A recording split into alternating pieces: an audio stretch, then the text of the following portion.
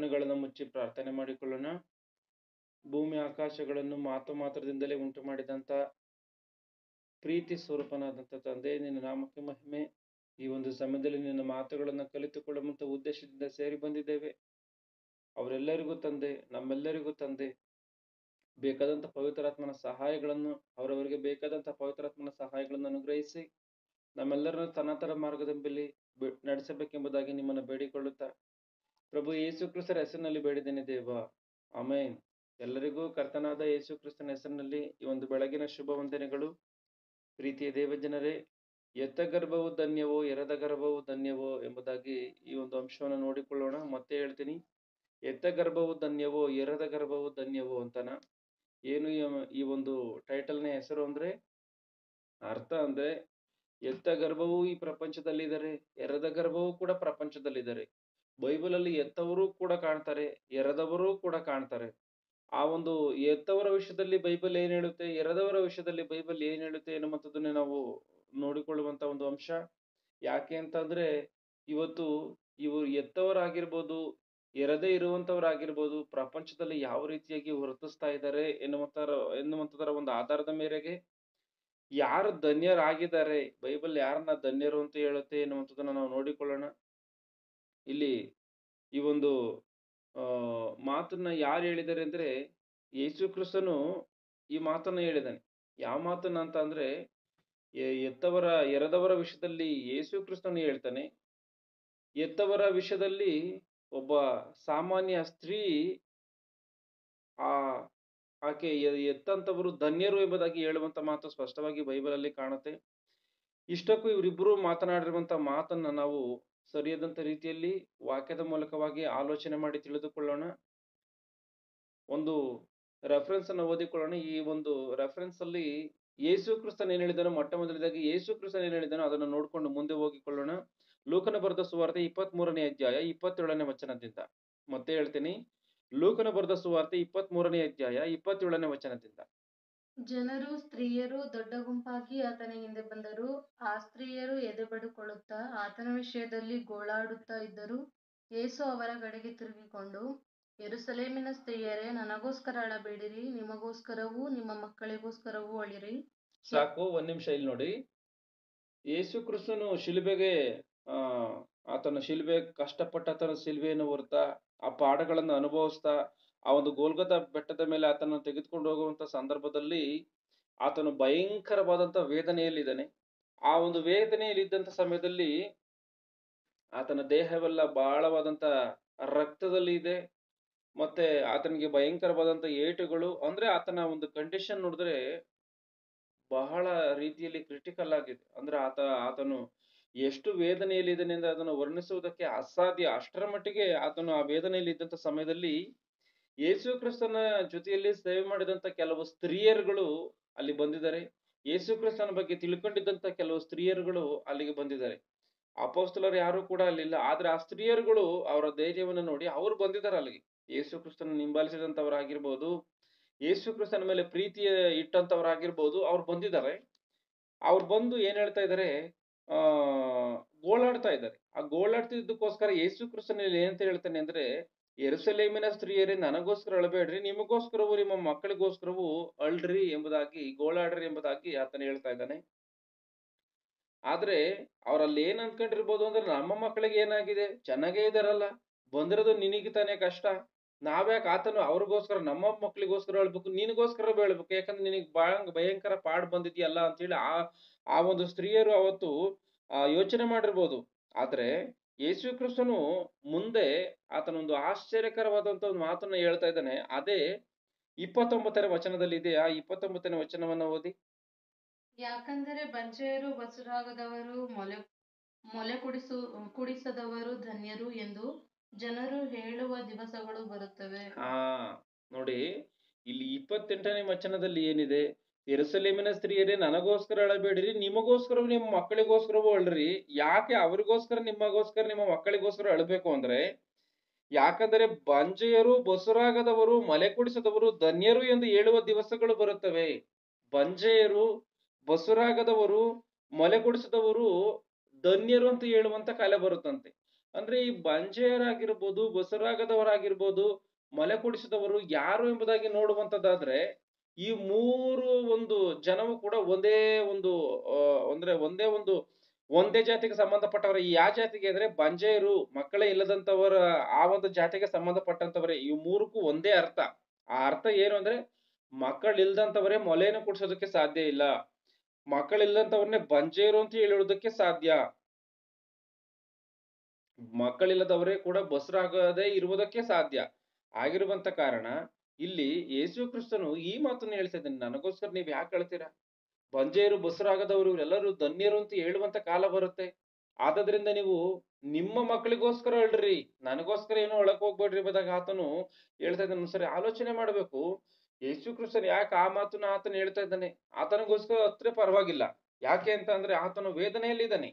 ಆ ಸ್ತ್ರೀಯರ ಮಕ್ಕಳುಗಳು ಎಲ್ಲೂ ಸುಖವಾಗಿದ್ದಾರೆ, ಅವ್ರಿಗೇನ್ ಅಂತ ಕಷ್ಟ ಬಂದಿಲ್ಲ. ಆದ್ರೆ ಯಾರಿಗೋಸ್ಕರ ಅಳ್ಬೇಕು? ಆತನಿಗೋಸ್ಕರ ಅಳ್ಬೇಕು ಅಂತ ಹೇಳಿ ನಮ್ಮ ಆಲೋಚನೆ ಇದೆ. ಆದ್ರೆ ಮಹಾಜ್ಞಾನಿಯಾದಂತ ಕ್ರಿಸ್ತನು ಹೇಳುವಂತ ಮಾತನ್ನ ಚೆನ್ನಾಗಿ ನಾವಿಲ್ಲಿ ಅಬ್ಸರ್ವ್ ಮಾಡ್ಬೇಕು. ಮತ್ತೆ ಸ್ತ್ರೀಯಳು ಕೂಡ, ಒಬ್ಬ ಸ್ತ್ರೀ, ಲೂಕನ ಬರೆದ ಸುವಾರ್ತೆಯಲ್ಲಿ ಒಬ್ಬ ಸ್ತ್ರೀ ಮತ್ತೊಂದು ಮಾತನ್ನ ಆಕೆ ಹೇಳ್ತಾಳೆ. ಆ ಮಾತನ್ನು ಕೂಡ ನೋಡುವಂತದ್ದಾದ್ರೆ ಲೂಕನ ಬರೆದ ಸುವಾರ್ತೆ 11ನೇ ಇದೆ 27ನೇ ವಚನದಲ್ಲಿ ಈ ಮಾತಿದೆ. ಸರಿಯಾಗಿ ಗಮನಿಸಿ. ಲೂಕನ ಬರೆದ ಸುವಾರ್ತೆ 11:27. ಆತನು ಈ ಮಾತುಗಳನ್ನು ಹೇಳುತ್ತಿರುವಾಗ ಜನರಲ್ಲಿ ಒಬ್ಬ ಸ್ತ್ರೀಯು, ನಿನ್ನನ್ನು ಹೊತ್ತ ಗರ್ಭವು ನೀನು ಕುಡಿದ ಮೊಲೆಗಳು ಧನ್ಯವಾದವುಗಳು ಎಂದು ಕೂಗಿದಳು. ಯೇಸು ಕ್ರಿಸ್ತನ ಒಂದು ಸಮಯದಲ್ಲಿ, ಆತನು ಬೋಧನೆ ಮಾಡುವಂತ ಸಮಯದಲ್ಲಿ ಒಬ್ಬ ಸ್ತ್ರೀ ಏನ್ ಮಾಡ್ತಾಳೆ ಅಂದ್ರೆ, ನಿನ್ನನ್ನು ಹೊತ್ತ ಗರ್ಭವು ನೀನು ಕುಡಿದ ಮೊಲೆಗಳು ಧನ್ಯವಾದವುಗಳು ಎಂಬುದಾಗಿ ಕೂಗಿ ಹೇಳಿದಳು. ಯಾಕೆ? ಯೇಸು ಕ್ರಿಸ್ತನ ಮಾತುಗಳು ಆಕೆಗೆ ಇಷ್ಟವಾಗಿದೆ. ಆಗಿರುವಂತ ಕಾರಣ ಇಂಥ ಶ್ರೇಷ್ಠವಾದಂತ ಮಗನಿದನಲ್ಲ, ಇಂಥ ಶ್ರೇಷ್ಠವಾದಂತ ಮಗನನ್ನ ಹೆತ್ತಂತ ಗರ್ಭ ಧನ್ಯವು. ಆ ಈತನಿಗೆ ಕೊಟ್ಟಂತ ಇಂಥ ಶ್ರೇಷ್ಠ ವ್ಯಕ್ತಿಗೆ ಕೊಟ್ಟಿರುವಂತ ಮೊಲೆಗಳು ಧನ್ಯವಾದವುಗಳು ಎಂಬುದಾಗಿ ಆಕೆ ಕೂಗಿ ಹೇಳ್ತಾ ಇದ್ದಾರೆ. ಅಂದ್ರೆ ಯೇಸು ಮಾತಾಡ್ತಾ ಇರ್ಬೇಕಂತ ಆ ಸ್ತ್ರೀ ಆ ಮಾತನ್ನು ಹೇಳೋದಕ್ಕೆ ಕಾರಣ ಏನು? ಯಾವ ಗರ್ಭ ನಿನ್ನ ಹೊರತೋ, ಯಾವ ತಾಯಿ ಎದೆ ನಿನ್ನಗೆ ಸಿಕ್ತೋ ಅವು ಧನ್ಯವಾದವುಗಳು ಅಂತ ಹೇಳಿ ಯೇಸು ಕ್ರಿಸ್ತನ್ಗೆ ಕೂಗಿ ಹೇಳ್ತಾ ಇದ್ದಾಳೆ. ಯೇಸು ಕ್ರಿಸ್ತನೊಂದಿಗೆ ಎತ್ತಂತ ಗರ್ಭದ ಕುರಿತು ಮಾತನಾಡಿದಂತ ಸ್ತ್ರೀಯ ಮಾತುಗಳನ್ನು ಯೇಸು ಕ್ರಿಸ್ತನ್ ಒಪ್ಪಿಕೊಂಡಿದ್ದಾನ? ಹೌದು ತಾಯಿ, ನೀನ್ ಹೇಳುವಂತ ಮಾತು ಕರೆಕ್ಟು. ನಾನು ಕುಡಿದಿರುವಂತ ಮೊಲೆಗಳು, ನಾನು ಬಂದಿರುವಂತಹ ಗರ್ಭವು ಧನ್ಯವಾದಗಳು ಎಂಬುದಾಗಿ ಯೇಸು ಕ್ರಿಸ್ತನು ಒಪ್ಕೊಂಡಿದ್ದಾನ ಆ ಸ್ತ್ರೀಯ ಮಾತಿಗೆ? ಅದರ ತರುವಾಯ ಏನಿದೆ ಒಂದ್ಸರಿ 11:28 ಓದಿ. ಲೂಕನ ಸುವಾರ್ತೆ 11:28 ವಚನವನ್ನು. ಆತನು ಹಾಗನ್ನಬೇಡ, ದೇವರ ವಾಕ್ಯವನ್ನು ಕೇಳಿ ಅದಕ್ಕೆ ಸರಿಯಾಗಿ ನಡಕೊಳ್ಳುವವರೇ ಧನ್ಯರು. ಯೇಸು ಕ್ರಿಸ್ತನ್ ಏನಂತ ಹೇಳ್ತಾ ಇದ್ದಾನೆ ನೋಡಿ, ಹಾಗನ್ನಬೇಡ. ಆ ಸ್ತ್ರೀಗೆ ಹೇಳ್ತಾ ಇದ್ದಾನೆ, ನೀನು ನಿನ್ನ ಗರ್ಭವು ಧನ್ಯವು, ನಿನ್ನ ತಾಯಿ ಧನ್ಯಳು ಎಂಬುದಾಗಿ ಆಕೆ ಹೇಳಿದಕ್ಕೆ ಹಾಗಂತ ಹೇಳ್ಬೇಡ. ನೀನು ದೇವರ ವಾಕ್ಯವನ್ನ ಕೇಳಿ ಅದಕ್ಕೆ ಸರಿಯಾಗಿ ಯಾರು ನಡೆದುಕೊಳ್ತಾರೋ ಅವರೇ ಧನ್ಯರು ಅಂತಾನ. ಅಂದ್ರೆ ಎತ್ತ ಮಾತ್ರಕ್ಕೆ ಧನ್ಯರಲ್ಲ ಅಂತನ? ಅಲ್ಲ ಅಂತ. ಎತ್ತ ಮಾತ್ರಕ್ಕೆ ಧನ್ಯರಲ್ಲ, ಯಾರು ಬೇಕಾದ್ರೂ ಇರ್ತಾರೆ ಈ ಪ್ರಪಂಚದಲ್ಲಿ. ದೇವ್ರು ಮಾಡಿರುವಂತ ಏರ್ಪಾಟದು. ಅದು ಕ್ರಮವಾಗಿ ಆಗಿರ್ಬೋದು, ಅಕ್ರಮವಾಗಿ ಆಗಿರ್ಬೋದು. ಕೆಲವ್ರಿಗೆ ಅಕ್ರಮ ಸಂಬಂಧ ಉಟ್ಕೊಂಡಿರೋರ್ಗೆ ಮಕ್ಕಳುಗಳಾಗುತ್ತೆ. ಏನಕ್ಕೆ ಅಂದ್ರೆ ಅದು ತಂದೆ ತಾಯಿಗಳು ಸೇರಿದಾಗ, ಅಂದ್ರೆ ಗಂಡು ಹೆಣ್ಣು ಸೇರಿದಾಗ ಮಕ್ಕಳು ಬರ್ಬೇಕು, ಸಂತಾನ ಬೆಳಿಬೇಕು ಅನ್ನೋದು ದೇವ್ರು ಮಾಡಿರುವಂತ ಏರ್ಪಾಟು. ಆದ್ರೆ ಮನುಷ್ಯನದನ್ನ ಅಕ್ರಮವಾಗಿ ಬಳಸ್ಕೊಳ್ತಾನೆ. ಅದ್ರಲ್ಲಿ ದೇವ್ರ ತಪ್ಪಿಲ್ಲ, ಮನುಷ್ಯನದೇ ತಪ್ಪು. ಅದು ಬಿಟ್ಬಿಡಿ, ಅದ್ ನಮಗ್ ಬೇಕಾಗಿಲ್ಲ ಇವಾಗ. ಆದ್ರೆ ಇಲ್ಲಿ ಯೇಸು ಕ್ರಿಸ್ತನ್ ಹೇಳುವಂತ ಮಾತೇನು? ಆಗನ್ನಕ್ ಹೋಗ್ಬೇಡ. ನೀನು ದೇವರ ವಾಕ್ಯಕ್ಕೆ ಅನುಸಾರವಾಗಿ ದೇವರ ವಾಕ್ಯವನ್ನ ಕೇಳಿ ಅದಕ್ಕೆ ಸರಿಯಾಗಿ ಯಾರು ನಡ್ಕೊಳ್ತಾರೋ ಅವರೇ ಧನ್ಯರು ಎಂಬುದಾಗಿ ಆತನು ಹೇಳುವಂತ ಮಾತು ಗೊತ್ತಾಗುತ್ತೆ. ಅಂದ್ರೆ 11ನೇ ಅಧ್ಯಾಯದಲ್ಲಿ ಎತ್ತಂತ ಗರ್ಭ ಧನ್ಯ ಅಂತ ಹೇಳಿ ಇದೆಯಲ್ಲ. ಈ ಲೂಕನ ಬರೆದ ಸುವಾರ್ತೆ 11ನೇ ಅಧ್ಯಾಯದಲ್ಲಿ ಈ ಸ್ತ್ರೀಯ ಮಾತಿನ ಪ್ರಕಾರವಾಗಿ ಎತ್ತ ಗರ್ಭವು ಧನ್ಯವೇ ಅಂತ ಹೇಳಿದೆ. ಅದೇ ಲೂಕನ ಬರೆದ ಸುವಾರ್ತೆಯಲ್ಲಿ 23ನೇ ಅಧ್ಯಾಯದಲ್ಲಿ ಎರದಂತ ಗರ್ಭವು ಕೂಡ ಧನ್ಯವೇ ಎಂಬುದಾಗಿ ಇದೆ. ಅಂದ್ರೆ ಈ ಎರಡು ರೆಫರೆನ್ಸ್ ನ ಸರಿಯಾದಂತ ರೀತಿಯಲ್ಲಿ ಗಮನಿಸಬೇಕು. ಲೂಕನ ಬರೆದ ಸುವಾರ್ತೆ 11ನೇ ಅಧ್ಯಾಯದಲ್ಲಿ 27ನೇ ವಚನದಲ್ಲಿ ನೀನು ಕುಡಿದ ಮೊಲೆಗಳು, ನೀನನ್ನು ಧರಿಸಿದಂತ ಗರ್ಭವು ಧನ್ಯವಾದದ್ದು ಎಂಬುದಾಗಿ ಇದೆ. ಲೂಕನ ಬರೆದ ಸುವಾರ್ತೆ 23ನೇ ಅಧ್ಯಾಯದಲ್ಲಿ ಎರದಂತ ಗರ್ಭವು ಧನ್ಯ. ಅಂದ್ರೆ ಯೇಸು ಕ್ರಿಸ್ತನೇ ಹೇಳ್ತಾನೆ, ಬಂಜೆಯರು, ಬಸರಾಗದವರು, ಮಲೆ ಕುಡಿಸಿದವರು ಧನ್ಯರು ಅಂತ ಹೇಳುವಂತ ಕಾಲ ಬರ್ತತೆ ಅಂತಾನ. ಈ ಎರಡು ರೆಫರೆನ್ಸ್ ಗಳಲ್ಲಿ ಎರಡು ವಿಷಯದಲ್ಲೂ ಕೂಡ ಒಂದು ಜಾಗದಲ್ಲಿ ಎರದಂತವರು ಧನ್ಯರು ಎಂಬುದಾಗಿದೆ, ಒಂದು ಜಾಗದಲ್ಲಿ ಎತ್ತಂತವರು ಧನ್ಯರು ಎಂಬುದಾಗಿ ಇದೆ. ಇಷ್ಟಕ್ಕೂ ಯಾರ ಗರ್ಭವು ಧನ್ಯ? ಎತ್ತವರು ಧನ್ಯರ, ಎರೆದವರು ಧನ್ಯರ. ಒಂದ್ ವೇಳೆ ಎರೆದವರೇ ಧನ್ಯರು ಅಂತ ಹೇಳಿ ಅಂದುಕೊಂಡ್ರೆ, ಈ ಲೋಕದಲ್ಲಿ ಎತ್ತಿರುವಂತವರು ಬಹಳಷ್ಟು ಜನ ಇದ್ದಾರೆ. ಯೇಸು ಕ್ರಿಸ್ತನ ಮತನ ಪ್ರಕಾರವಾಗಿ ಎರೆದಂತವರು ಧನ್ಯರು ಅಂತ ಅಂದುಕೊಂಡ್ರೆ, ಎತ್ತಿರುವಂತವರು ಅಂದ್ರೆ ಮಕ್ಕಳನ್ನ ಪಡೆದಿರುವಂತವರು, ಮಕ್ಕಳನ್ನ ಎರ್ತಾ ಇರುವಂತ ಸ್ತ್ರೀಯರು ಬಹಳಷ್ಟು ಮಂದಿ ಈ ಒಂದು ಲೋಕದಲ್ಲಿ ಇದ್ದಾರೆ. ಆಗಿರುವಾಗ ಎತ್ತವರೆಲ್ಲರ ಪರಿಸ್ಥಿತಿ ಏನು ಮತ್ತೆ? ಎರೆದವರು ಧನ್ಯರು ಎಂಬುದಾಗಿ ಯೇಸು ಕ್ರಿಸ್ತನ ಮಾತನ್ನು ಒಪ್ಕೊಂಡ್ರೆ, ಈ ಎತ್ತಿರುವಂತವರ ಪರಿಸ್ಥಿತಿ, ಅವರ ಪರಿಸ್ಥಿತಿ ಏನು? ಮತ್ತೆ ಅವ್ರು ಶ್ರೇಷ್ಠರಲ್ವಾ? ಹಾಗೆ ಎತ್ತವರೇ ಧನ್ಯರು ಅಂತ ಹೇಳಿ ಅಂದ್ಕೊಂಡ್ರೆ, ಬಂಚೆಯರು ಕೂಡ ಇದ್ದಾರೆ, ಬಸರಾಗದೇ ಇರುವಂತವ್ರು ಇದ್ದಾರೆ, ಮಲೆ ಕುಡಿಸದಂತವ್ರು ಇದಾರಲ್ಲ, ಇವರ ಸಂಗತಿ ಏನು? ಇಷ್ಟಕ್ಕೂ ಯಾವ ಮಾತು ಸತ್ಯ ಅಂತೇಳಿ ಆಲೋಚಿಸಿದ್ರೆ, ಎರಡು ಮಾತುಗಳು ಕೂಡ ಸತ್ಯನೇ ಅಂತೇಳಿ ಖಚಿತವಾಗಿ ಅರ್ಥ ಮಾಡಿಕೊಳ್ಬೇಕು. ಯಾವ ಮಾತು ಸತ್ಯ? ಆ ಎತ್ತವರು ಧನ್ಯರ, ಎರೆದವರು ಧನ್ಯರ ಅಂದ್ರೆ ಖಚಿತವಾಗಿ ಬೈಬಲ್ ಅಲ್ಲಿ ಮೂಲಕವಾಗಿ ನಮಗೆ ಸ್ಪಷ್ಟವಾಗಿ ಕೆಲವೊಂದು ಸಂಗತಿಗಳು ಗೊತ್ತಾಗುತ್ತೆ. ಅದನ್ನ ನಾವು ಮುಂದೆ ನೋಡಿಕೊಳ್ಳೋಣ. ಯಾಕೆ ಅಂತಂದ್ರೆ ಬೈಬಲ್ ನಲ್ಲಿ ಎಲ್ಲೂ ಕೂಡ ಅಸತ್ಯಕ್ಕೆ ಜಾಗ ಇಲ್ಲ, ಅದ್ರಲ್ಲಿ ಎಲ್ಲೂ ಕೂಡ ಸುಳ್ಳುಗಳು ಬರೆಯಲ್ಪಟ್ಟಿಲ್ಲ ಎನ್ನುವಂಥದ್ದನ್ನು ನಾವಿಲ್ಲಿ ಖಚಿತವಾಗಿ ಅರ್ಥ ಮಾಡಿಕೊಳ್ಳಬೇಕು. ಈಗ ಎರೆದವರು ಧನ್ಯರ, ಎತ್ತಂತವರು ಧನ್ಯರ ಅಂತ ಹೇಳಿ ಇವೆರಡು ಮಾತುಗಳಿಗೆ ಉತ್ತರವು ಏನು ಅಂತೇಳಿ ತಿಳ್ಕೋಬೇಕು. ಅಂದ್ರೆ ಮೊದಲು ಮಕ್ಕಳುಗಳು ಯಾರಿಂದ ಬರ್ತಾ ಇದೆಯೇ ಅಂದ್ರೆ, ಮಕ್ಕಳುಗಳು ಸೃಷ್ಟಿಯಾಗುವುದಕ್ಕೆ, ಉಂಟಾಗುವುದಕ್ಕೆ ಕಾರಣರು ಯಾರು ಎನ್ನುವಂಥದ್ದನ್ನು ನಾವು ನೋಡಿಕೊಳ್ಳುವಂಥದ್ದಾದ್ರೆ, ಯಾಕಂದ್ರೆ ಅಮಾಯಕ ಪ್ರಪಂಚವು ಹಲವಾರು ರೀತಿಯಲ್ಲಿ ಆಲೋಚನೆ ಮಾಡುವಂಥದ್ದಾಗಿರ್ತದೆ. ಕೆಲವರು ದೇವರೇ ಕೊಡ್ಬೇಕು ಅಂತೇಳಿ ನಂಬ್ತಾರೆ. ಇನ್ನ ಕೆಲವರು ಏನ್ ಮಾಡ್ತಾರೆ, ಗಂಡ ಹೆಂಡತಿ ಸೇರಿದ್ರೆ ಮಕ್ಳಾಗ್ತಾರೆ ಅಂತ ಕೆಲವರು ಅಂದ್ಕೊಂಡಿದ್ದಾರೆ. ಇನ್ನ ಕೆಲವರು ಏನಂತಾರೆ, ಡಾಕ್ಟರ್ ಬಳಿಗೆ ಹೋದ್ರೆ ಸಾಕು, ತಂದೆಯ ಅವಶ್ಯಕತೆನೂ ಇರಲ್ಲ, ಯಾರ್ದೋ ಒಬ್ರದ್ದು ಏನೋ ಒಂದ್ ಮಾಡ್ತಾರೆ, ಅದಾಗೋಗ್ಬಿಡ್ತತೆ, ಏನೋ ಒಂದು ಟ್ರೀಟ್ಮೆಂಟ್ ಕೊಡ್ತಾರೆ ಅಂತ ಹೇಳಿ ಈ ರೀತಿಯಾಗಿ ಆ ಆಲೋಚನೆ ಮಾಡುವಂತ ಜನರು ಕೂಡ ಇದ್ದಾರೆ. ಮೊದಲು ಖಚಿತವಾಗಿ ಮಕ್ಕಳು ಯಾರಿಂದ ಬರ್ತತೆ ಎನ್ನುವಂಥದ್ದನ್ನ ನಾವು ನೋಡುವಂತದ್ದಾದ್ರೆ, ಕೀರ್ತನೆಗಳು 127 ಮೂರನೇ ವಚನವನ್ನ ನೋಡಿ. ಕೀರ್ತನೆಗಳು 127 3ನೇ ವಚನ. ಪುತ್ರ ಸಂತಾನವು ಯೆಹೋವನಿಂದ ಬಂದ ಸ್ವಾಸ್ಥ್ಯವು, ಗರ್ಭಫಲವು ಆತನ ಬಹುಮಾನವೇ. ಅಂದ್ರೆ ಪುತ್ರ ಸಂತಾನವು ಯೆಹೋವನಿಂದ ಬಂದ ಸ್ವಾಸ್ಥ್ಯವು, ಯೆಹೋವನಿಂದ ಬಂದ ಸ್ವಾಸ್ಥ್ಯವು ಅಂದ್ರೆ ಪುತ್ರ ಸಂತಾನ ಎನ್ನುವಂಥದ್ದು ಏನಿದೆಯೋ ಇಲ್ಲಿ, ಪುತ್ರ ಸಂತಾನ ಅಂತ ಅಂದ್ರೆ, ಪುತ್ರ ಅಂದ್ರೆ ಗಂಡು, ಸಂತಾನ ಅಂದ್ರೆ ಮಕ್ಕಳು, ಆದ್ರಿಂದ ಗಂಡು ಮಕ್ಕಳ ಸಂತಾನವೇ ಅಂತ ಮಾತ್ರ ಅಂದ್ಕೊಳಕ್ ಹೋಗ್ಬೇಡಿ. ಯಾಕೆಂದ್ರೆ ಆತ್ಮಕ್ಕೆ ಲಿಂಗಭೇದ ಎನ್ನುವಂಥದ್ದಿಲ್ಲ, ಶರೀರಕ್ಕೆ ಮಾತ್ರವೇ ಲಿಂಗಭೇದ ಇದೆ. ಆಗಿರುವಂತ ಕಾರಣ ಗಂಡಾಗಿರ್ಬೋದು ಹೆಣ್ಣಾಗಿರ್ಬೋದು ಎಲ್ಲರ ವಿಷಯದಲ್ಲಿ ಬರೆಯಲ್ಪಡ್ತಿರುವಂತ ಮಾತಿದು. ಇಲ್ಲಿ ಈ ಒಂದು ಪುತ್ರ ಸಂತಾನ ಎನ್ನುವಂಥದ್ದು ಏನಂತೆ, ದೇವರ ಸ್ವಾಸ್ಥ್ಯವಂತೆ. ಈಗ ನಾವು ಕೆಲವು ಹೇಳ್ತೀವಿ, ನಮ್ದು ಯಾವ್ದೊಂದು ಪ್ರಾಪರ್ಟಿ ಇದ್ರೆ ನಮ್ಮ ಸ್ವಾಸ್ಥ್ಯ ಅಂತ, ಅಂದ್ರೆ ಅದು ಯಾಕಂದ್ರೆ ಅದು ನಮ್ಮ ಸ್ವಂತದ್ದು ಅಂತಾನ. ಹಂಗೆ ಪುತ್ರ ಸಂತಾನ ಎಂಬುದು ದೇವರ ಸ್ವಂತತೆ, ದೇವರ ಸ್ವತ್ತಂತೆ. ಅದು ಯಾರ ಸ್ವತ್ತಲ್ಲ, ಯಾರ ಒಂದು ಸಂತಾನವಲ್ಲ, ಮತ್ತೆ ಯಾರ ಒಂದು ಅಧಿಕಾರದಲ್ಲಿ ಅದಿಲ್ಲ, ದೇವರ ಅಧಿಕಾರದಲ್ಲಿ ಇದೆ. ಆಗಿರುವಂತ ಕಾರಣ ಅದು ದೇವರ ಸ್ವಾಸ್ಥ್ಯ. ಗರ್ಭಫಲವು ಆತನ ಬಹುಮಾನವೇ. ಗರ್ಭಫಲವನ್ನ ದೇವರು ಬಹುಮಾನವಾಗಿ ಕೊಡ್ತಾನೆ. ಇದನ್ನ ಎಲ್ಲರೂ ಒಪ್ಪಿಕೊಳ್ಳಬೇಕಾದಂತ ಮಾತು. ಯಾಕೆ ಅಂತ ಅಂದ್ರೆ, ಪ್ರಪಂಚದಲ್ಲಿ ಗಂಡ ಹೆಂಡತಿ ಸೇರಿದಂತವ್ರು, ಗಂಡ ಹೆಂಡತಿ ಆದಂತವ್ರಿಗೆ ಎಲ್ರಿಗೂ ಕೂಡ ಮಕ್ಕಳುಗಳು ಇಲ್ಲ. ಚೆನ್ನಾಗಿ ಗಮನಿಸ್ಬೇಕು. ಕೆಲವರು ಒಂದು ವೇಳೆ ತಂದೆ ತಾಯಿಗಳು ಸೇರಿದ್ರೇನೆ ಮಕ್ಕಳಾಗ್ತಾರೆ ಅಂತ ಹೇಳಿ ಅಂದುಕೊಂಡ್ರೆ ಅದು ತಪ್ಪು. ಯಾಕೆ ಅಂತಂದ್ರೆ, ಗಂಡ ಹೆಂಡತಿಯವರು ಇದ್ದಾರೆ, ಅವರು ಕೂಡ ಸೇರ್ತಾ ಇದ್ದಾರೆ. ಆದ್ರೆ ಎಷ್ಟೋ ಜನಗಳಿಗೆ ಇವತ್ತು ಮಕ್ಕಳು ಎನ್ನುವಂಥದ್ದು ಇಲ್ಲವೇ ಇಲ್ಲ, ಬಂಜೆಯರಾಗಿ ಇವತ್ತಿಗೂ ಇದ್ದಾರೆ.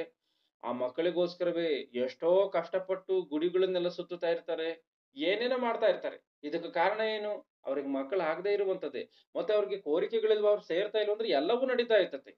ಎಲ್ಲವೂ ನಡೀತಾ ಇದ್ರು ಕೂಡ ಮಕ್ಕಳಾಗ್ತಿಲ್ಲ ಅಂದ್ರೆ ಇದ್ರ ಅರ್ಥ ಏನು ಅಂದ್ರೆ, ದೇವರು ಬಹುಮಾನವಾಗಿ ಗಿಫ್ಟ್ ಅನ್ನ ಕೊಡ್ತಾ ಇದ್ದಾನೆ. ಅಂದ್ರೆ ಗಿಫ್ಟ್ ಆಗಿ ದೇವ್ರು ಏನ್ ಮಾಡ್ತಾ ಇದ್ದಾರೆ, ಈ ಗರ್ಭಫಲವನ್ನ ಕೊಡ್ತಾ ಇದ್ದಾನೆ. ಯಾಕೆ ಕೆಲವರು ಗರ್ಭವನ್ನು ಧರಿಸ್ತಾ ಇದ್ದಾರೆ, ಕೆಲವರು ಗರ್ಭವನ್ನು ಧರಿಸ್ತಾ ಇಲ್ಲ ಅಂದ್ರೆ, ಅದು ದೇವ್ರು ಯಾರಿಗೆ ಗಿಫ್ಟ್ ಅನ್ನ ಕೊಡ್ತಾನೋ ಅವ್ರು ಧರಿಸ್ತಾರೆ. ಯಾರು ಗಿಫ್ಟ್ ಅನ್ನು ಕೊಡಲು ಅವ್ರು ಧರಿಸೋದಕ್ಕೆ ಸಾಧ್ಯವೇ ಇಲ್ಲ. ಇದನ್ನ ಆಲೋಚನೆ ಮಾಡಿ ಚೆನ್ನಾಗಿ ಅರ್ಥ ಮಾಡಿಕೊಳ್ಬೇಕು. ಅಂದ್ರೆ ದೇವ್ರೇ ಮಾತ್ರವೇ ಮಕ್ಕಳನ್ನ ಕೊಡಬಲ್ಲವನು, ಮತ್ತೆ ಕೊಡುವುದಕ್ಕೆ ಶಕ್ತನು ಎನ್ನುವಂಥದ್ದನ್ನ ಅರ್ಥ ಮಾಡಿಕೊಳ್ಬೇಕು. ದೇವರಿಂದಲೇ ಮಾತ್ರವೇ ಮಕ್ಕಳನ್ನ ಹೊಂದಿಕೊಳ್ಳಬಲ್ಲೆ ಮನುಷ್ಯರು ಕೂಡ. ದೇವರೇ ಕೊಡದೆ ಹೋದ್ರೆ ಗರ್ಭಫಲವನ್ನ ಯಾರು ಕೂಡ ಹೊಂದ್ಕೊಳ್ಳೋದಕ್ಕೆ ಸಾಧ್ಯ ಇಲ್ಲ. ಮಕ್ಕಳನ್ನ ದೇವರು ಮಾತ್ರವೇ ಕೊಡುವುದಕ್ಕೆ ಶಕ್ತಿ ಇದೆ ಎಂಬುದಾಗಿ ಬೈಬಲ್ ಕೆಲವೊಂದು ಸಾಕ್ಷ್ಯಾಧಾರಗಳನ್ನ ತಿಳಿಸುತ್ತೆ. ಅವುಗಳನ್ನ ನಾವು ಒಂದೊಂದಾಗಿ ನೋಡ್ಕೊಂಡ್ ಬರುವಂತದ್ದಾದ್ರೆ, ಆದಿಕಾಂಡ ಗ್ರಂಥ 4ನೇ ಅಧ್ಯಾಯ 1ನೇ ವಚನ.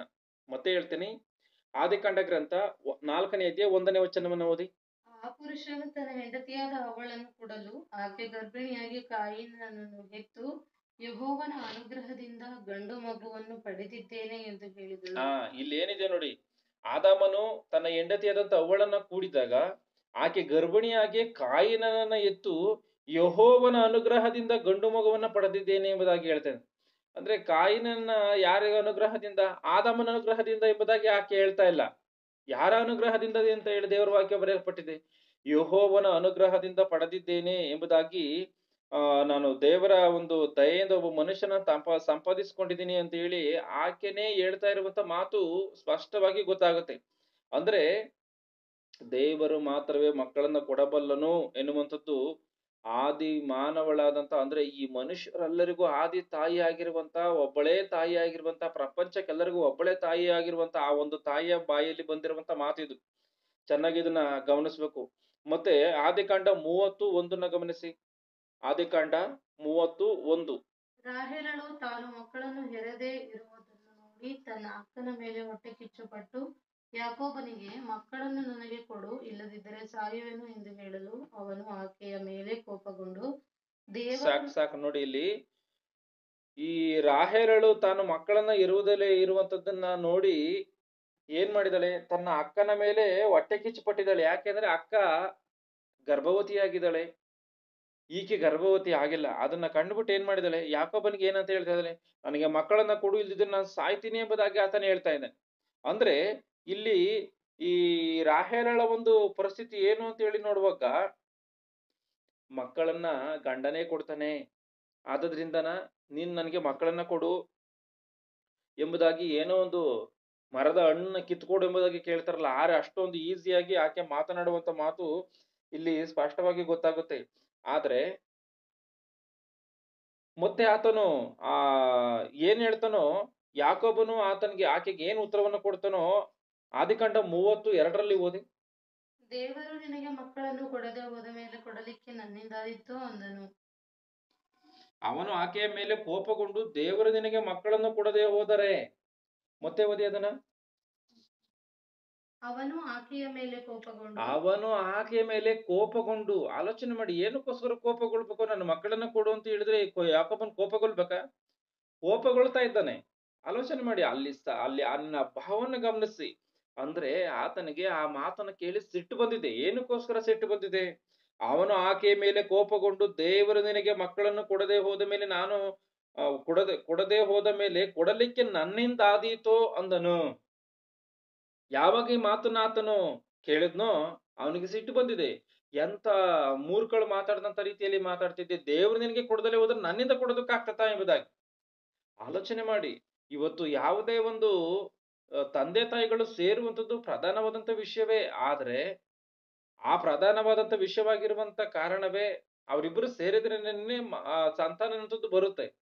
ಆದ್ರೆ ಅದಕ್ಕಿನ್ನ ಪ್ರಧಾನವಾಗಿರುವಂತದ್ದು ದೇವರು ಸೇರಿಸಬೇಕು. ಅಂದ್ರೆ ದೇವರ ಏರ್ಪಾಟನ್ನ ಮಾಡ್ಬೇಕು ಅನ್ನೋದನ್ನ ಚೆನ್ನಾಗಿ ಇಲ್ಲಿ ಅರ್ಥ ಮಾಡಿಕೊಳ್ಬೇಕು. ಅಂದ್ರೆ ಯಾಕೋಬನ ರಾಹೇಲ್ ಮೇಲೆ ಕೋಪಗೊಂಡು ಏನ್ ಮಾಡ್ತಾ ಇದ್ದಾನೆ? ನಾನು ಗರ್ಭಫಲವನ್ನ ಕೊಡುವುದಕ್ಕೆ ನಾನೇನ್ ದೇವ್ರು ಮಾತ್ರವೇ ಗರ್ಭಫಲವನ್ನ ಕೊಡಬಲ್ಲನು ಅಂದ್ರೆ ದೇವ್ರನ್ನ ಕೇಳ್ಬೇಕೆಂಬುದಾಗಿ ಆತನು ಹೇಳ್ತಿರುವಂತ ಮಾತು ಸ್ಪಷ್ಟವಾಗಿ ಅಲ್ಲಿ ಕಾಣುತ್ತೆ. ಮತ್ತೆ ಆದಿಕಾಂಡ 30:22 ಏನಿದೆಯೋ ಓದಿ. ಆದಿಕಾಂಡ ಗ್ರಂಥ 30:22. ಆಮೇಲೆ ದೇವರು ರಾಹೇಲಳನ್ನು ನೆನೆಸಿಕೊಂಡು ಆಕೆಯ ಮೊರೆಯನ್ನು ಕೇಳಿ ಆಕೆಗೆ ಮಕ್ಕಳಾಗುವಂತೆ ಮಾಡಿದನು. ಸಾಕು. ಇಲ್ಲಿ ನೋಡಿ, ಯಾವಾಗ ಈತನು ಕೋಪಗೊಂಡು ರಾಹೇಲಳಿಗೆ ಆ ಮಾತನ್ನ ಹೇಳಿದ್ನೋ, ರಾಹೇಲಳು ಏನ್ ಮಾಡಿದಾಳೆ? ಆಕೆ ದೇವ್ರನ್ನ ಬೇಡ್ಕೊಳ್ಳೋದಕ್ಕೆ ಪ್ರಾರಂಭವಾಗಿದ್ದಾಳೆ. ಮಕ್ಕಳನ್ನ ಕೊಡುವುದಾಗಿ ಯಾಕೋಬನನ್ನ ಕೇಳಿ ಯಾಕೋಬನ ಆತನ ಮೇಲೆ ಕೋಪಗೊಂಡಿದ್ದಕ್ಕೋಸ್ಕರ ಆ ದಿನದಿಂದ ರಾಹೇಲಳು ದೇವ್ರನ್ನ ಕೇಳುವುದಕ್ಕೆ ಪ್ರಾರಂಭ ಮಾಡಿದಾಳೆ. ದೇವ್ರೇನ್ ಮಾಡಿದ್ದಾರೆ? ಆಮೇಲೆ ದೇವರು ರಾಹೇಲಳನ್ನು ನೆನೆಸಿಕೊಂಡು ಆಕೆಯ ಮೊರೆಯನ್ನು ಕೇಳಿ, ಅಂದ್ರೆ ಮೊರೆಯನ್ನ ಕೇಳಿ ಅಂದ್ರೆ ಏನ್ ಅರ್ಥ? ಈಕೆ ದೇವ್ರನ್ನ ಬೇಡ್ಕೊಂಡಿದ್ದಾಳೆ, ಏನಂತ? ಮಕ್ಕಳನ್ನ ಕೊಡು ಎಂಬುದಾಗಿ. ಯಾಕೋಬನನ್ನ ಕೇಳ್ಕೊಂಡ್ಲು, ಯಾಕೋಬನು ಬೈದಿದ್ದಾನೆ, ಕೋಪ ಮಾಡ್ಕೊಂಡಿದ್ದಾನೆ. ಅವಾಗ ಆಕೆ ಬುದ್ಧಿ ಬಂದಿದೆ, ದೇವ್ರನ್ನ ಬೇಡ್ಕೊಂಡಿದ್ದಾನೆ. ಯಾಕೋಬನನ್ನ ಕೇಳ್ಕೊಳ್ಳೋಂಥದ್ದು ಬಿಟ್ಟು ದೇವ್ರನ್ನ ಬೇಡ್ಕೊಂಡಿದ್ದಾಳೆ. ದೇವ್ರನ್ನ ಬೇಡ್ಕೊಂಡಿದ್ದ ಮೇಲೆ ದೇವ್ರ ಏನ್ ಮಾಡಿದ್ದಾನೆ? ಆಕೆಗೆ ಮಕ್ಕಳಾಗುವಂತೆ ಮಾಡಿದ್ದಾನೆ. ಅಂದ್ರೆ ಅಷ್ಟರವರೆಗೆ ಮುಚ್ಚಲ್ಪಟ್ಟಿದಂತ ರಾಹೇಲಳ ಗರ್ಭವನ್ನ ದೇವ್ರು ತೆರೆದಿದ್ದಾನೆ ಅಂತಂದ್ರೆ ಹೌದು. ಆಗ ರಾಹೇಲಳು ಗರ್ಭವತಿಯಾಗಿ ಮಕ್ಕಳನ್ನ ಎತ್ತು ಅವಳೇನ್ ಮಾಡಿದಾಳೆ? ಮಕ್ಕಳನ್ನ ಪಡೆದು ಆಕೆಯು ಕೂಡ ಮೊಲೆ ಕುಡಿಸುವಂತವಳಾಗಿದ್ದಾಳೆ. ಅಂದ್ರೆ ಆಕೆ ಮಕ್ಕಳನ್ನ ಎತ್ತು ಈ ಇರುವಂತ ಪರಿಸ್ಥಿತಿಗೆ ಆಕೆ ಬಂದಿದ್ದಾಳೆ ಅನ್ನೋದನ್ನ ಚೆನ್ನಾಗಿ ಅರ್ಥ ಮಾಡಿಕೊಳ್ಬೇಕು. ಅಂದ್ರೆ ದೇವ್ರೇ ಗರ್ಭವನ್ನ ತೆರಿಬೇಕು ಎನ್ನುವಂಥದ್ದು. ಅದೇ ವಿಧವಾಗಿ ಯಾಕೋಬನ ತಂದೆ ಇಸಾಕನು ಮತ್ತೆ ತಾಯಿ ರೆಬೆಕ್ಕಳ ಜೀವನವನ್ನು ಕೂಡ ನಾವು ನೋಡುವಂತದ್ದಾದ್ರೆ ಆದಿಕಾಂಡ 25-21 ಏನಿದೆಯೋ ನೋಡಿ. ಆದಿಕಾಂಡ ಗ್ರಂಥ 25ನೇ 21ನೇ ವಚನ. ಆಕೆ ಬಂಜೆಯಾಗಿರಲಾಗಿ ಅವನು ಆಕೆಗೋಸ್ಕರ ಯೆಹೋವನನ್ನು ಬೇಡಿಕೊಂಡನು. ನೋಡಿ, ಇಸಾಕನು ತನ್ನ ಹೆಂಡತಿ ಬಂಜೆಯಾಗಿದ್ದಂತ ಸಮಯದಲ್ಲಿ ಆಕೆಗೋಸ್ಕರ ದೇವ್ರನ್ನ ಬೇಡ್ಕೊಂಡಿದ್ದಾನಂತೆ. ಆಲೋಚನೆ ಮಾಡಿ, ಇದೆಂತ ಪರಿಸ್ಥಿತಿ. ಈ ಲೋಕವು ಅಂದ್ಕೊಂಡಿರುವಂತ ಈ ಹುಚ್ಚು ಆಲೋಚನೆಗಳಿಗೆ ವಿರುದ್ಧವಾಗಿ ಬೈಬಲ್ ಅಲ್ಲಿ ನಡೆದಿರುವಂತ ಕಾರ್ಯಗಳು. ಇವತ್ತು ನೀಚ ರೀತಿಯಲ್ಲಿ ಮಾತನಾಡುವಂತ ಪ್ರಪಂಚ ಇದು. ಆದ್ರೆ ಇಸಾಕನು ತನ್ನ ಹೆಂಡತಿ ಬಂಜೆಯಾಗಿದ್ದಂತ ಸಮಯದಲ್ಲಿ ಆಕೆಗೋಸ್ಕರ ದೇವ್ರನ್ನ ಬೇಡ್ಕೊಂಡಿದ್ದಾನಂತೆ. ಸ್ವಾಮಿ, ನನ್ನ ಹೆಂಡತಿಗೆ ಮಕ್ಕಳನ್ನ ಕೊಡುವಂತನ. ಎಂತ ಅವರು ಶ್ರೇಷ್ಠರು. ಒಂದು ಸಲ ಆಲೋಚನೆ ಮಾಡಿ. ಯೆಹೋವನ ವಿಜ್ಞಾಪನೆಯನ್ನು ಲಾಲಿಸಿದ್ದರಿಂದ ರೆಬೆಕ್ಕಳು ಬಸುರಾದಳು. ಅಂದ್ರೆ ಇಸಾಕನು ಹೆಂಡತಿಯಾದಂತ ರೆಬೆಕ್ಕಳು ಬಂಜೆಯಾಗಿದ್ದಾಗ, ಮಕ್ಕಳು ಇಲ್ಲದಂತ ಪರಿಸ್ಥಿತಿಯಲ್ಲಿದ್ದಾಗ ದೇವರಿಗೆ ಪ್ರಾರ್ಥನೆ ಮಾಡಿ ದೇವರನ್ನ ರೆಬೆಕ್ಕಳ ವಿಷಯದಲ್ಲಿ ಬೇಡ್ಕೊಂಡಾಗ ದೇವ್ರೇನ್ ಮಾಡಿದ್ದಾನೆ, ಅದನ್ನ ದಯಪಾಲಿಸಿದಾನೆ ಎನ್ನುವಂಥದ್ದನ್ನ ಚೆನ್ನಾಗಿ ಇಲ್ಲಿ ಅರ್ಥವಾಗುತ್ತೆ. ಅಂದ್ರೆ ದೇವರಿಂದಲೇ ಪುತ್ರ ಸಂತಾನ ಎನ್ನುವಂಥದ್ದು ಬರುತ್ತೆ ಎನ್ನುವಂಥದ್ದು ಈ ಎಲ್ಲ ರೆಫರೆನ್ಸ್ಗಳು ಹೇಳುತ್ತೆ. ಮತ್ತೆ 1 ಸಮುವೇಲ 1:8 ಏನಿದೆಯೋ ಅದನ್ನು ಓದಿ.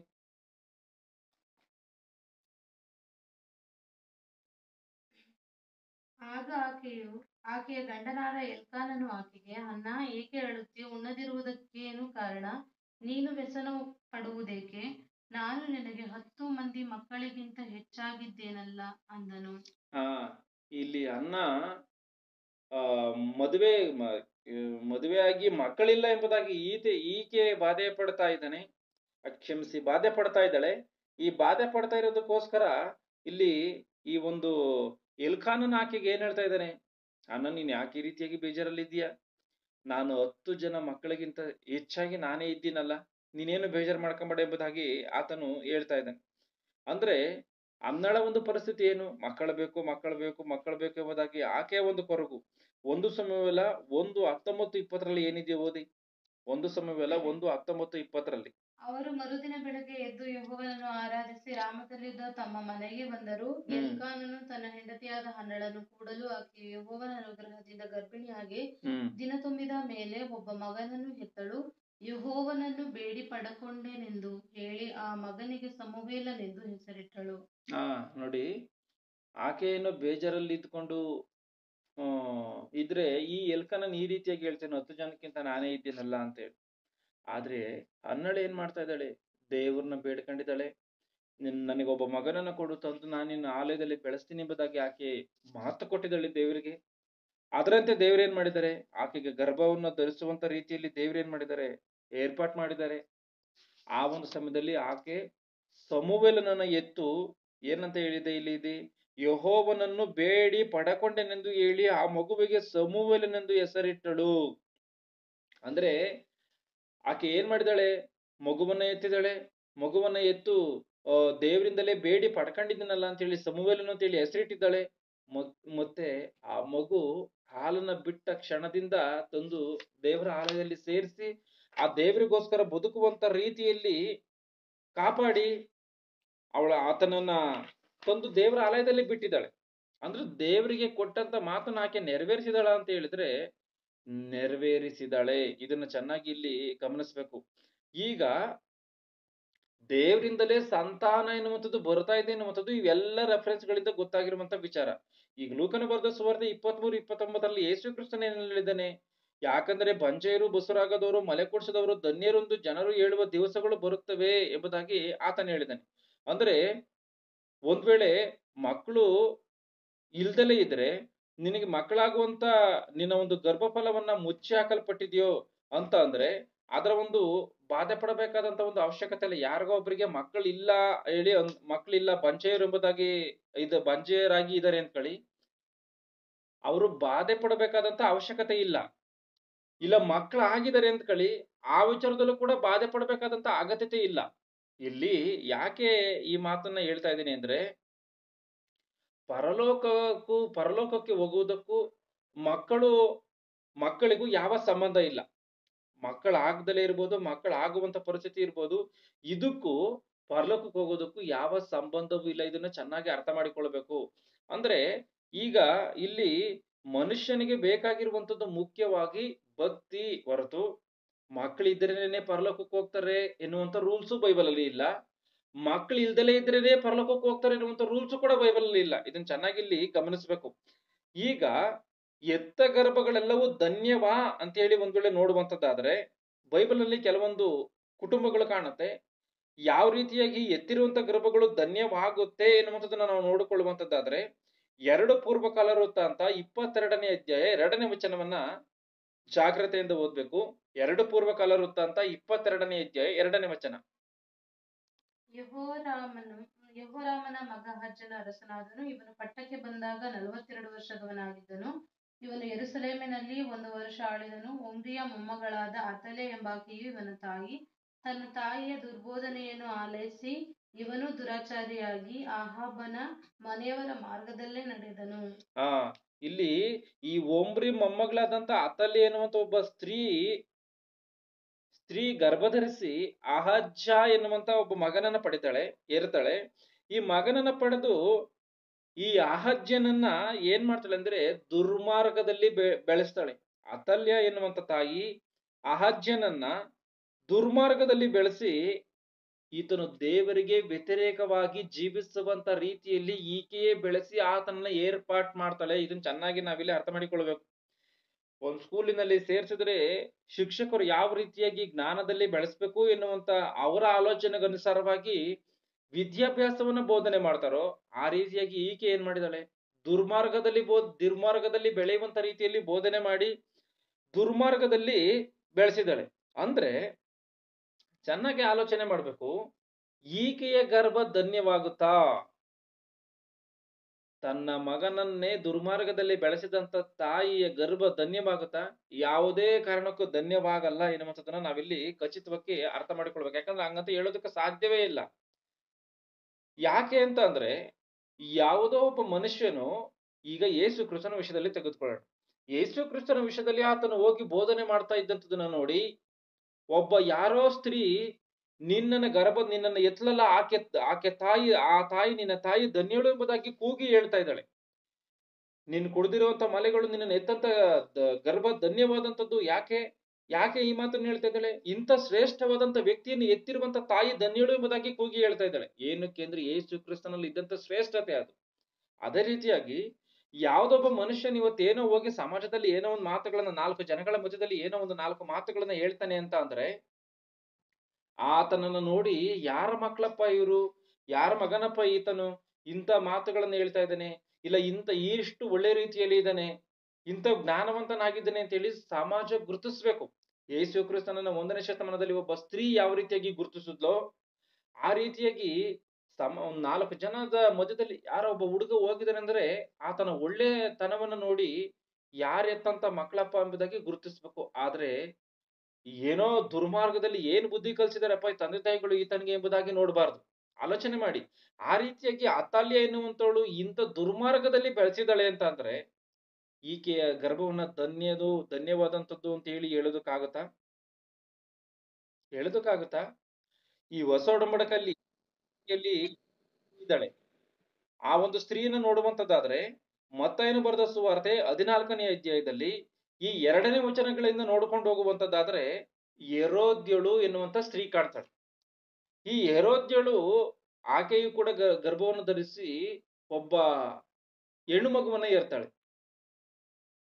ಈ ಹೆಣ್ಣು ಮಗುವನ್ನ ಎತ್ತು ಏನ್ ಮಾಡ್ತಾಳೆ ಅಂದ್ರೆ ಹೆರೋದನು ತನ್ನ ಒಂದು ಹುಟ್ಟಿದ ಹಬ್ಬದ ದಿನದಂದು ಆತನು ದೊಡ್ಡ ಒಂದು ಫಂಕ್ಷನ್ ಅನ್ನು ಮಾಡಿಸಿ ದೊಡ್ಡ ಜನಗಳನ್ನ ಕರೆದು ಅದನ್ನು ಭೋಜನ ಒಂದು ಹಾಕಿಸಿ ಎಲ್ಲ ಫಂಕ್ಷನ್ ಮಾಡುವಂತ ಸಮಯದಲ್ಲಿ ಆ ಒಂದು ಹೆರೋದನ ಮಗಳು ಅಂದ್ರೆ ಹೆರೋದ ಮತ್ತೆ ಹೆರೋದ್ಯಳು ಇವರಿಬ್ರಿಂದ ಬಂದಂತ ಈ ಮಗಳು ನಾಟ್ಯವನ್ನ ಆಡ್ತಾಳೆ. ಈ ನಾಟ್ಯವನ್ನ ಆಡಿದಂತ ಸಮಯದಲ್ಲಿ ಆಕೆ ಬಹಳ ಚೆನ್ನಾಗಿ ನಾಟ್ಯವಾಡಿದ್ದನ್ನ ಆ ಹೆರೋದನು ನೋಡಿ ನಿನಗೇನ್ ಬೇಕಾದ್ರೂ ಕೇಳ್ಕೊ, ಯಾಕಂದ್ರೆ ನೀನು ತುಂಬಾ ಚೆನ್ನಾಗಿ ನಾನು ಕರೆಸಿದಂತ ಎಲ್ಲ ಅತಿಥಿಗಳನ್ನ ನೀನು ಚೆನ್ನಾಗಿ ಖುಷಿ ಪಡಿಸಿದ್ಯಾ, ಆಗಿರುವಂತ ಕಾರಣ ನಿನಗೇನ್ ಬೇಕು ಅಂದ್ರೆ ನಾನು ಕೊಡೋದಕ್ಕೆ ರೆಡಿ, ನಿನಗೇನ್ ಬೇಕು ಎಂಬುದಾಗಿ ಆ ಒಂದು ಚಿಕ್ಕ ಹುಡುಗಿಯನ್ನ ಇರೋದನ್ನು ಕೇಳ್ಕೊಂಡಿದ್ದಕ್ಕೋಸ್ಕರ ಆಕೆ ತನ್ನ ತಾಯಿಯ ಬೋಧನೆಯಿಂದ ಹೇಳಿರುವಂತ ಮಾತೇನು ಅಂತ ಅಂದ್ರೆ, ಸ್ನಾನಿಕನಾದಂತ ಯೋಹಾನನನ್ನ ಪರಾತಿನಲ್ಲಿ ಈಗಲೇ ತರಿಸ್ಕೊಟ್ಬಿಡ್ಬೇಕು ಎಂಬುದಾಗಿ ತನ್ನ ತಾಯಿಯ ದುರ್ಬೋಧನೆಯನ್ನ ಕೇಳಿ ಆಕೆ ಬಂದು ಹೇಳ್ತಾಳೆ. ಅಂದ್ರೆ ತನ್ನ ಗರ್ಭಫಲವನ್ನ ಒಬ್ಬ ನೀತಿವಂತನ ಪ್ರಾಣವನ್ನ ತೆಗೆದಕ್ಕೋಸ್ಕರನ ಈ ಒಂದು ಸ್ತ್ರೀ ಉಪಯೋಗಿಸ್ಕೊಂಡಿದ್ದಾಳ ಅಂತಂದ್ರೆ ಉಪಯೋಗಿಸ್ಕೊಂಡಿದ್ದಾಳೆ. ಆಲೋಚನೆ ಮಾಡಿ, ಅಂದ್ರೆ ದೇವರ ಗರ್ಭಫಲವನ್ನ ಕೊಡ್ತಾ ಇದ್ದಾನೆ. ಏನ್ರಿ ಇಲ್ಲಿ ಅಕ್ರಮವಾಗಿ ಸೇರಿದ್ರಲ್ಲ ಅವರು, ಏನೋ ಅಣ್ಣನ ಹೆಂಡತಿಯನ್ನ ಆತನ ಇಟ್ಕೊಂಡಿದ್ನಲ್ಲ, ಆಗಿರುವಂತ ಕಾರಣ ಯಾವ ರೀತಿಯಾಗಿ ಇದು ದೇವ್ರೇ ಕೊಡ್ತಾನ ಅಂತ ಅಂದ್ರೆ ದೇವ್ರು ಮಾಡಿರುವಂತ ಏರ್ಪಾಟೆ. ನಾನು ಆಗ್ಲೇ ಹೇಳ್ದಂಗೆ, ಒಳ್ಳೇದಕ್ ಬಳಸ್ಕೊಂತಾನ ಮನುಷ್ಯನ, ಕೆಟ್ಟದಕ್ ಬಳಸ್ಕೊಂತಾನ ಅದು ಅವನಿಗೆ ಬಿಟ್ಟಿದ್ದು. ದೇವ್ರೇನೋ ಒಳ್ಳೇದಕ್ ಬೆಳೆಸ್ಕೋಬೇಕು ಅನ್ನುವಂತ ಉದ್ದೇಶದಿಂದಲೇ ದೇವ್ರು ಮಾಡಿರುವಂತ ಏರ್ಪಾಟೇ ಅದು. ಆಗಿರುವಂತ ಕಾರಣ ತನ್ನ ಗರ್ಭಫಲವನ್ನ, ಒಬ್ಬ ನೀತಿವಂತನ ಪ್ರಾಣವನ್ನ ತೆಗೆದಕ್ಕೋಸ್ಕರ ತನ್ನ ಮಗಳನ್ನ, ತನ್ನ ಗರ್ಭಫಲವನ್ನ ಬಳಸ್ಕೊಂಡಿದ್ದಾಳೆ. ಆಲೋಚನೆ ಮಾಡಿ, ಈ ಒಂದು ಗರ್ಭವು ಧನ್ಯವಾಗುತ್ತಾ? ಈ ಒಂದು ಗರ್ಭ ಧನ್ಯವಾಗುತ್ತಾ? ಇಂಥ ಒಂದು ಸ್ನಾನಿಕನಾದಂತ ಯೋಹಾನನು ಯಾವಾಗ ಇಂಥ ಒಂದು ಮಾತನ್ನ ನೀನು ಮಾಡ್ತಾ ಇರುವಂತದ್ದು ತಪ್ಪು ಎಂಬುದಾಗಿ ಆತನ ಹೇಳ್ತಾ ಇದ್ನೋ, ಆ ಒಂದು ಪ್ರತೀಕಾರವನ್ನ ತೀರಿಸ್ಕೊಳ್ಳೋದಕ್ಕೋಸ್ಕರ ತನ್ನ ಗರ್ಭಫಲವನ್ನ ಈಕೆ ಬಳಸ್ಕೊಂಡಿದ್ದಾಳೆ. ತನ್ನ ಗರ್ಭಫಲದ ಮೂಲಕವಾಗಿ ತನ್ನ ಸೇಡನ್ನ ತೀರಿಸ್ಕೊಂಡಿದ್ದಾಳೆ. ಈ ಅತಲ್ಯಳ ಗರ್ಭವಾಗಿರ್ಬೋದು, ಹೆರೋದ್ಯಳ ಗರ್ಭವಾಗಿರ್ಬೋದು, ಇವರ ಗರ್ಭಗಳು ಯಾವತ್ತಿಗೂ ಕೂಡ ಧನ್ಯವಾಗುವುದಕ್ಕೆ ಸಾಧ್ಯವಿಲ್ಲ. ಅಂದ್ರೆ ಇದರಿಂದ ಏನ್ ಗೊತ್ತಾಗುತ್ತೆ? ಎತ್ತಿರುವಂತ ಗರ್ಭಗಳು ಇವು ಶ್ರೇಷ್ಠವಾದಂತವುಗಳು ಅಲ್ಲ ಅಂತ ಹೇಳಿ ಅನ್ಸುತ್ತಾ? ಆಗ ಅನ್ಕೊಳ್ಬೇಡಿ. ದೇವರು ಕೊಟ್ಟಂತ ಗರ್ಭಫಲವನ್ನ ಸರಿಯಾದಂತ ರೀತಿಯಲ್ಲಿ ಬೆಳೆಸಿದ್ರೆ ಧನ್ಯವಾಗುತ್ತೆ. ಯಾವುದೇ ಕಾರಣಕ್ಕೂ ಸರಿಯಾದಂತ ರೀತಿಯಲ್ಲಿ ಬೆಳೆಸದೆ ಅಕ್ರಮವಾಗಿ ಬೆಳೆಸಿದ್ರೆ ಅದು ಗರ್ಭ ಏನೋದು ಶ್ರೇಷ್ಠವಾದಂತದ್ದಲ್ಲ, ಧನ್ಯವಾದಂತದ್ದಲ್ಲ. ಚೆನ್ನಾಗಿದನ್ನ ಅರ್ಥ ಮಾಡಿಕೊಳ್ಬೇಕು. ಅಂದ್ರೆ ಈಗ ಎರದ ಗರ್ಭವು ಧನ್ಯವೋ ಅಂತ ಹೇಳಿ ನಾವು ಒಂದು ವೇಳೆ ಅಂದುಕೊಳ್ಳುವಂತದ್ದಾದ್ರೆ,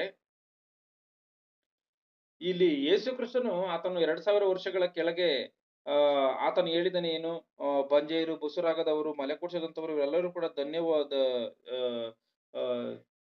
ಧನ್ಯರು ಅಂತ ಹೇಳಿ ಹೇಳುವಂತ ಕಾಲ ಬರ್ತದೆ. ಆದ್ರಿಂದ ನೀವೇನ್ ಮಾಡ್ಬೇಕು? ನೀವು ನಿಮ್ಗೋಸ್ಕರ ಹೇಳ್ರಿ ಎಂಬುದಾಗಿ, ಅಂದ್ರೆ ಆತನ ಮಾತನಾಡಿರುವಂತ ಮಾತುಗಳನ್ನ ನಾವು ಆಲೋಚನೆ ಮಾಡಿ ಇವತ್ತಿನ ಪ್ರಪಂಚವನ್ನ ನಾವು ಅಳತೆ ಮಾಡುವಂತದ್ದಾದರೆ, ಅಂದ್ರೆ ಯೇಸು ಕ್ರಿಸ್ತನ ಮಾತನ್ನ ಇವತ್ತು ಪ್ರಪಂಚಕ್ಕೆ ತೆಗೆದುಕೊಂಡು ಈ ಪ್ರಪಂಚವನ್ನ ಅಳತೆ ಮಾಡುವಂತದ್ದಾದ್ರೆ, ಬಹುತೇಕ ತಂದೆ ತಾಯಿಗಳು ತಮ್ಮ ಮಕ್ಕಳುಗಳನ್ನ ಹೆತ್ತು ಅವರಿಂದ ಅವರ ಮುಪ್ಪಿನ ಕಾಲದಲ್ಲಿ ಆಗಿರ್ಬೋದು, ಇಲ್ಲ ಅವರ ಕಷ್ಟದ ಕಾಲಗಳಲ್ಲಿ ಆಗಿರ್ಬೋದು, ಆ ಮಕ್ಕಳಿಂದ ಯಾವುದೇ ಪ್ರಯೋಜನ ಇಲ್ಲದಂತ ರೀತಿಯಲ್ಲಿ ವೃದ್ಧಾಶ್ರಮಗಳಲ್ಲಿ, ಅನಾಥಾಶ್ರಮಗಳಲ್ಲಿ ಇರುವಂತ ಪರಿಸ್ಥಿತಿ ಇವತ್ತಿಗೆ ಇದೆ. ಯಾಕೆಂದ್ರೆ ಇವತ್ತು ಬಹಳಷ್ಟು ಮಟ್ಟಿಗೆ ಈ ಒಂದು ವೃದ್ಧಾಶ್ರಮಗಳು ಬೆಳೀತಾ ಇದೆ, ಅನಾಥಾಶ್ರಮಗಳು ಎನ್ನುವಂಥದ್ದು ಹೆಚ್ಚಾಗಿ ಹೋಗ್ತಾ ಇದೆ. ಏನಕ್ಕೋಸ್ಕರ ಇದಾಗ್ತಾ ಇದೆ? ಮತ್ತೆ ಮಕ್ಕಳುಗಳಿಲ್ಲ ಅಂತನ? ಮಕ್ಕಳುಗಳಿದ್ದಾರೆ, ಮತ್ತೆ ಮಕ್ಕಳುಗಳಿದ್ದು ಏನಕ್ಕೋಸ್ಕರ ಇದಾಗ್ತಾ ಇದೆ? ಅಂದ್ರೆ ಯೇಸು ಕ್ರಿಸ್ತನ ಮಾತನ್ನ ಆಲೋಚನೆ ಮಾಡ್ಬೇಕು, ಆತನ ಭವಿಷ್ಯತ್ತನ್ನು ಯಾವ ರೀತಿಯಾಗಿ ಹೇಳಿದನು ಅನ್ನುವಂಥದ್ದನ್ನ. ಆದ್ರೆ ಮಕ್ಕಳಿದ್ರು ಕೂಡ ಇವ್ರಿಗೆ ಯಾವ ಒಂದು ಸುಖ ತೃಪ್ತಿ ಎನ್ನುವಂಥದ್ದು ಇಲ್ಲ. ಆ ಮಕ್ಕಳಿಂದ ಯಾವುದೇ ಇವರಿಗೆ ಒಂದು ಏನೇ ಒಂದು ಸಹಾಯ ಎನ್ನುವಂಥದ್ದಿಲ್ಲ. ಕಷ್ಟಪಟ್ಟು ಎತ್ತು ಸಾಕಿ ಬೆಳೆಸಿರ್ಬೋದು, ಆದ್ರೆ ಅವರಿಂದ ಯಾವ ಪ್ರಯೋಜನ ಇಲ್ಲದಂತ ರೀತಿಯಲ್ಲಿ ಇವತ್ತಿನ ಒಂದು ಪ್ರಪಂಚ ಇದೆ ಎನ್ನುವಂಥದ್ದನ್ನ ಸರ್ವೇ ತಿಳಿಸಿರುವಂತದ್ದು. ಅಂದ್ರೆ ಎಷ್ಟೋ ಜನ ಮಕ್ಕಳು ಇರುವಂತವ್ರು ಕೂಡ ಇವತ್ತು ಓಲ್ಡ್ ಏಜ್ ಹೋಮ್ಗಳಲ್ಲಿ ವಾಸ ಮಾಡುವಂತ ಪರಿಸ್ಥಿತಿ ಬಂದಿದೆ. ಏನಕ್ಕೋಸ್ಕರ ಬಂದಿದೆ? ಮತ್ತೆ ಈ ಎತ್ತಿರುವಂತ ಇವರಿಗೆ ಯಾವ ರೀತಿಯಾಗಿ ಇವರ ಗರ್ಭಗಳು ಧನ್ಯವಾಗುತ್ತೆ? ಇವರ ಗರ್ಭಗಳು ಯಾವ ರೀತಿಯಾಗಿ ಧನ್ಯವಾಗುತ್ತೆ ಸರ್ ಆಲೋಚನೆ ಮಾಡಿ. ಯಾಕೆ ಅಂತ ಅಂದ್ರೆ, ಇವರು ಎತ್ತಂತ ಮಕ್ಕಳೇ ಇವ್ರ ಕೈಗೆ ಸಿಕ್ಕಿಲ್ಲ ಅನ್ನುವಂಥದ್ದಾದ್ರೆ ಯಾವ ರೀತಿಯಾಗಿ ಇವರ ಒಂದು ಗರ್ಭಗಳು ಧನ್ಯವಾಗುತ್ತಾ? ಯಾವುದೇ ಕಾರಣಕ್ಕೂ ಇವರು ಎತ್ತಂತ ಗರ್ಭಗಳು ಧನ್ಯವಾಗುವುದಕ್ಕೆ ಸಾಧ್ಯ ಇಲ್ಲ. ಯಾಕೆಂದ್ರೆ ಅವ್ರು ಎತ್ತಂತ ಗರ್ಭಗಳು ಧನ್ಯವಾಗ್ಬೇಕು ಅಂತ ಅಂದ್ರೆ ಜನ್ಮ ಕೊಟ್ಟಂತವರ ಅವಶ್ಯಕತೆಗಳನ್ನ ತೀರಿಸ್ಬೇಕು, ಅವರ ಕಷ್ಟ ಸುಖಗಳು ಏನು ಅಂತ ಹೇಳಿ ನೋಡ್ಬೇಕು, ಅವ್ರನ್ನ ಪ್ರೀತಿ ಮಾಡ್ತಾ ಇರ್ಬೇಕು, ಅವ್ರನ್ನ ಕೊನೆಯುಸಿರಿರುವಂತ ಸಮಯದವರೆಗೂ ಕೂಡ ಅವ್ರನ್ನ ಕಾಪಾಡ್ಬೇಕು. ಇವ್ಯಾವುದನ್ನು ಮಾಡದೇ ಇರುವಂತ ಕಾಲಗಳು ಮುಂದೆ ಬರುವುದಕ್ಕಿರುವಂತದ್ದನ್ನ ಯೇಸು ಕ್ರಿಸ್ತನು ಭವಿಷ್ಯತ್ತನ್ನ ನುಡಿದಿದ್ದೇನೆ. ಬಂಜೆಯರು, ಬಸುರಾಗದ ಇರುವಂತವರು, ಮಲೆ ಕುಡಿಸದಂತವರು ಧನ್ಯರು ಎಂಬುದಾಗಿ. ಅಂದ್ರೆ ಇವತ್ತು ಆ ಓಲ್ಡ್ ಏಜ್ ಹೋಮ್ಗಳಲ್ಲಿ ಇರುವಂತವ್ರೆಲ್ಲರೂ ಕೂಡ ಮಕ್ಕಳು ಏನು ಇಲ್ದಲೇ ಇರುವಂತ ಬಂಜೆಯರಿದ್ದಾರೆ ಏನಿದಾರೋ ಅವ್ರನ್ನ ನೋಡಿ ಏನ್ ಹೇಳ್ತಾರೆ? ನೀವೇ ಶ್ರೇಷ್ಠರು, ಯಾಕೆಂದ್ರೆ ನಿಮಗೆ ಮಕ್ಕಳಿಲ್ಲ. ನೀವು ಕಷ್ಟಪಡುವಂತದ್ರಲ್ಲಿ ಇವತ್ತು ಅನಾಥಾಶ್ರಮದಲ್ಲಿ ನೀವು ನಮ್ಮ ಜೊತೆಲಿ ಇರುವಂತದ್ರಲ್ಲಿ ಒಂದು ಅರ್ಥ ಇದೆ. ಆದ್ರೆ ನಾವು ಮಕ್ಕಳಿದ್ದು ಕೂಡ ಇಂಥ ಬಾಧೆಯಲ್ಲಿ ನಾವು ಇಲ್ಲಿ ಇದ್ದೀವಲ್ಲ, ಭಯಂಕರ ಇದು. ಆದ್ರಿಂದ ನೀವೇ ಶ್ರೇಷ್ಠರು, ಮಕ್ಕಳಿಲ್ಲದಂತ ನೀವೇ ಶ್ರೇಷ್ಠರು ಎಂಬುದಾಗಿ ಹೇಳಲ್ವಾ? ಖಚಿತವಾಗಿ ಹೇಳ್ತಾರೆ. ಇವತ್ತು ಓಲ್ಡ್ ಏಜ್ ಹೋಮ್ಗಳಲ್ಲಿ ಇದ್ದಂಥವರೇ ಮಾತ್ರವೇ ಇದನ್ನ ಹೇಳ್ತಾರೆ ಅಂತ ಅಲ್ಲ, ಮನೇಲಿ ಇದ್ದಂಥವ್ರು ಕೂಡ, ಸುಖವಾಗಿದ್ದಂಥವ್ರು ಕೂಡ ಈ ಮಾತುಗಳನ್ನು ಹೇಳುವಂತ ಕಾಲ ಬಂದ್ಬಿಟ್ಟೈತೆ. ಏನಕ್ಕೋಸ್ಕರ? ಮಕ್ಕಳಿಂದ ಒಂದೊಂದು ಸರಿ ಆಗಿರುವಂತ ಬೇಜಾರುಗಳಿಂದ, ಒಂದೊಂದು ಸಮಯಗಳಲ್ಲಿ ಬಂದಿರುವಂತ ಕಷ್ಟಗಳಿಂದ, ಅವರ ಮಕ್ಕಳಿಂದಲೇ ಕಷ್ಟಗಳಿಂದ ಕಷ್ಟ ಅಂತಾನೆ. ಎಷ್ಟೋ ಜನಗಳು ಏನೋ ತಪ್ಪುಗಳನ್ನ ಮಾಡ್ತಾರೆ ಸಮಾಜದಲ್ಲಿ, ಅವರ ಮುಂದೆ ಜನಗಳ ಮುಂದೆ ನಿಲ್ಲೋದಕ್ಕಾಗಲ್ಲ.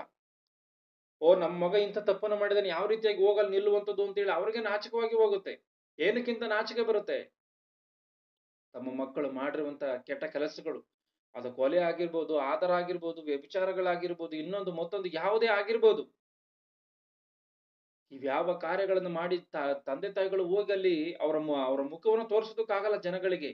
ಅಂದ್ರೆ ಇಂಥ ಗರ್ಭಗಳು ಯಾವುದೇ ಕಾರಣಕ್ಕೂ ಕೂಡ ಧನ್ಯವಾಗುವುದಕ್ಕೆ ಸಾಧ್ಯ ಇಲ್ಲವೇ ಇಲ್ಲ.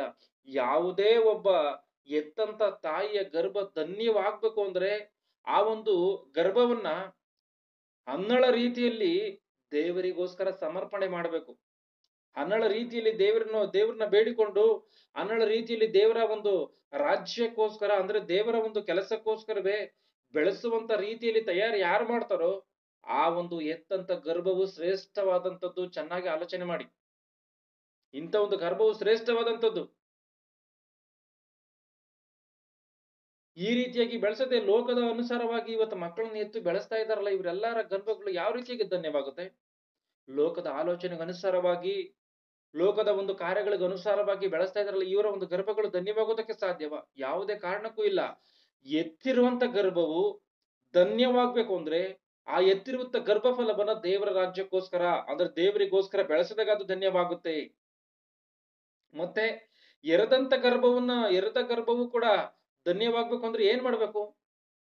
ಎರೆದ ಗರ್ಭವನ್ನ ಧನ್ಯವಾಗ್ಬೇಕು ಅಂದ್ರೆ ಏನ್ ಮಾಡ್ಬೇಕು? ಎರದ ಗರ್ಭವು ಕೂಡ ಇರ್ಬೇಕು. ಯಾವ ರೀತಿಯಾಗಿ ಇರ್ಬೇಕು? ಒಂದ್ ಸಾರಿ ಯಾವ ರೀತಿಯಾಗಿ ಪೌಲನ್ ಎತ್ತಿದನು ಅನ್ನುವಂಥದ್ದನ್ನ ಅರ್ಥ ಮಾಡ್ಕೊಳ್ಬೇಕು. ಯಾಕೆ ಅಂತಂದ್ರೆ ಪೌಲನಿಗೂ ಕೂಡ ಆತನಿಗೆ ವಿವಾಹ ಎನ್ನುವಂಥದ್ದಿಲ್ಲ. ವಿವಾಹ ಇಲ್ಲದೆ ಇರುವಂತ ಪರಿಸ್ಥಿತಿಯಲ್ಲಿ ಆತನು ಕೂಡ ಮಕ್ಕಳನ್ನ ಎತ್ತಿದನು. ಯಾವ ರೀತಿಯಾಗಿ ಎತ್ತಿದನೋ 1 ಕೊರಿಂಥಿ 4:15 ಓದಿ. 1 ಕೊರಿಂಥಿ 4:15. ನಿಮಗೆ ಕ್ರಿಸ್ತನಲ್ಲಿ ಉಪಾಧ್ಯಾಯರು 1000 ಮಂದಿ ಇದ್ದರು, ತಂದೆಗಳು ಬಹುಮಂದಿ ಇಲ್ಲ. ನಾನೇ ನಿಮ್ಮನ್ನು ಸುವಾರ್ತೆಯ ಮೂಲಕ ಕ್ರಿಸ್ತ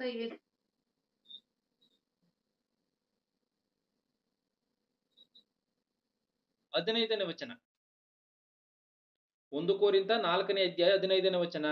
ನಾನೇ ನಿಮ್ಮನ್ನು ಸುವಾರ್ತೆಯ ಮೂಲಕ ಕ್ರಿಸ್ತ ಯೇಸುವಿನಲ್ಲಿ ಪಡೆದೆನು.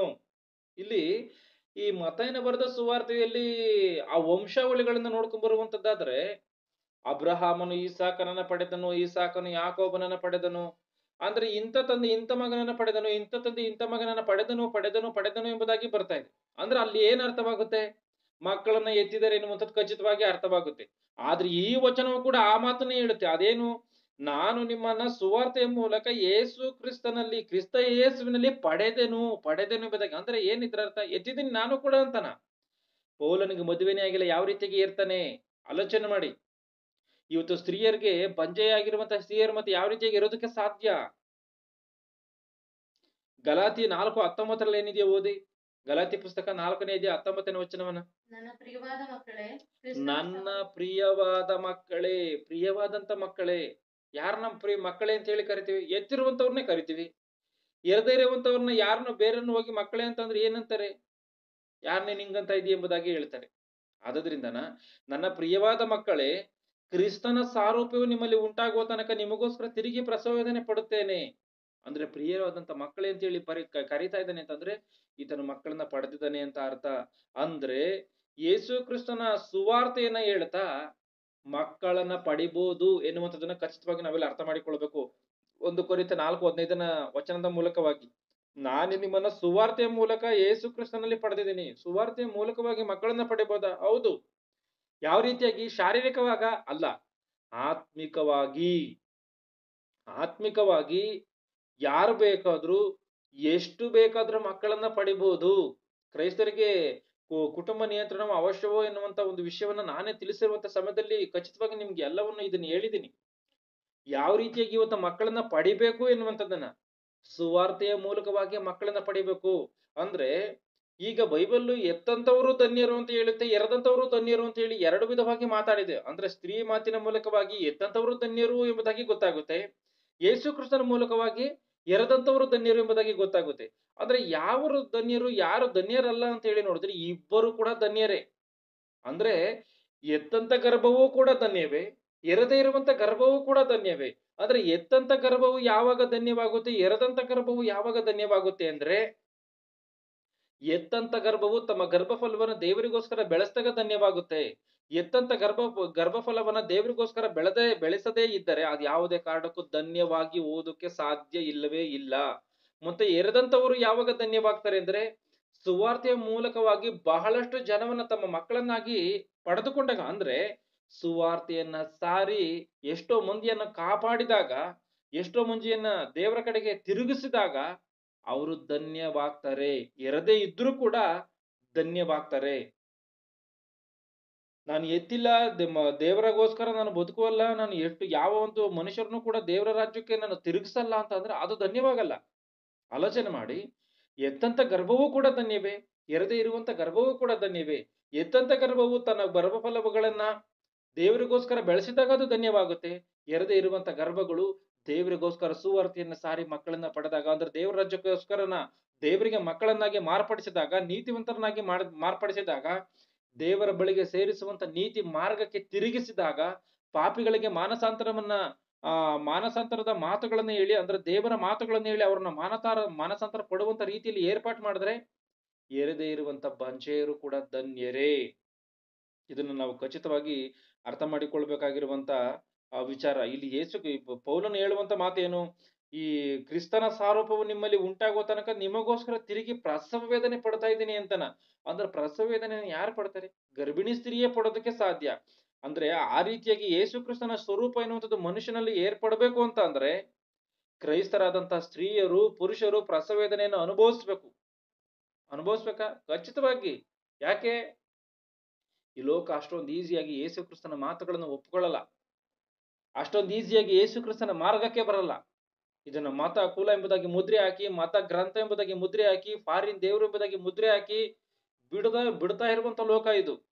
ಅಷ್ಟೊಂದು ಸುಲಭವಾಗಿ ಯೇಸು ಕ್ರಿಸ್ತನನ್ನ ಕ್ರಿಸ್ತನ ಮಾತುಗಳನ್ನು ಹೇಳ್ತಿದಂಗೆ ನಂಬದೇ ಇರುವಂತ ಕಾರಣವೇ ಅವ್ರಿಗೋಸ್ಕರ ಪ್ರಸವ ವೇದನೆಯನ್ನು ಅನುಭವಿಸ್ಬೇಕು. ಏನಕ್ಕೋಸ್ಕರ? ಇವ್ರನ್ನ ಬಿಡೋದಕ್ಕೂ ಆಗದೆ, ಕಟ್ಕೊಳ್ಳೋದಕ್ಕೂ ಆಗದೆ. ಯಾಕಂದ್ರೆ ಅವ್ರು ಹೇಳಿದ ಮಾತನ್ನ ಸರಿಯಾಗಿ ಕೇಳಲ್ಲ, ಬಿಟ್ಟು ಇವರಿಗೆ ಹೇಳ್ದಲೇ ಇದ್ರೆ ದೇವರು ಒಪ್ಪಲ್ಲ. ಇಂಥ ಒಂದು ಕಷ್ಟದಲ್ಲಿ ಕ್ರೈಸ್ತರಾದಂತ ದೇವ್ರನ್ನ ತಿಳಿದಿರುವಂತ ನಾವು, ಗಂಡಸರಾಗಿರ್ಬೋದು ಹೆಂಗಸರಾಗಿರ್ಬೋದು, ಎತ್ತಂತವರಾಗಿರ್ಬೋದು ಎರದೇ ಇರುವಂತವರಾಗಿರ್ಬೋದು, ಇಬ್ಬರೂ ಕೂಡ ಎತ್ತಂತವರಾಗಿರ್ಬೋದು ಎರದೇ ಇರುವಂತವರಾಗಿರ್ಬೋದು, ಇವರೆಲ್ಲರೂ ಕೂಡ ದೇವರ ರಾಜ್ಯಕ್ಕೆ ಆ ತಂದೆಯ ಮಕ್ಕಳನ್ನ ತಿರುಗಿಸೋದಕ್ಕೋಸ್ಕರ ಕಷ್ಟವನ್ನ ಪಡ್ಬೇಕು ಎನ್ನುವಂಥದ್ದನ್ನ ಖಚಿತವಾಗಿ ಇಲ್ಲಿ ಅರ್ಥ ಮಾಡಿಕೊಳ್ಬೇಕು. ಅಂದ್ರೆ ಶಾರೀರಿಕವಾಗಿ ಮಕ್ಕಳನ್ನ ಏರುವುದಕ್ಕಿಂತಲೂ ಕೂಡ ಆತ್ಮಿಕವಾಗಿ ಮಕ್ಕಳನ್ನ ಏರುವಂಥದ್ದು ಭಯಂಕರ ಕಷ್ಟ. ಶಾರೀರಿಕವಾಗಿ ಒಬ್ಬ ಸ್ತ್ರೀ ಒಂದು ಮಗುವನ್ನ ಏರುವಂತ ಸಮಯದಲ್ಲಿ ಏನೋ ಸ್ವಲ್ಪ ಕಾಲಗಳು ಮಾತ್ರವೇ ವೇದನೆ ಪಡ್ತಾಳೆ. ಆದ್ರೆ ಆತ್ಮಿಕವಾಗಿ ಮಕ್ಕಳನ್ನ ಇರುವಂತ ಸಮಯದಲ್ಲಿ ಬಹಳಷ್ಟು ಕಾಲಗಳು ವೇದನೆ ಪಡ್ಬೇಕಾಗುತ್ತೆ, ಬಹಳಷ್ಟು ಕಾಲಗಳು ವೇದನೆ ಪಡ್ಬೇಕು. ಮತ್ತೆ ಆ ಒಂದು ಶಾರೀರಿಕವಾಗಿ ಶಾರೀರಿಕವಾಗಿ ಮಕ್ಕಳನ್ನ ಇರುವಂತ ಆ ನೋವಿಗಿನ್ನ ಆತ್ಮಿಕವಾಗಿ ಮಕ್ಕಳನ್ನ ಅಡೆಯುವಂಥದ್ದು ಇದೆಯಲ್ಲ, ಇದು ಭಯಂಕರವಾದಂತ ಕಷ್ಟವಾದಂತ ಪರಿಸ್ಥಿತಿ.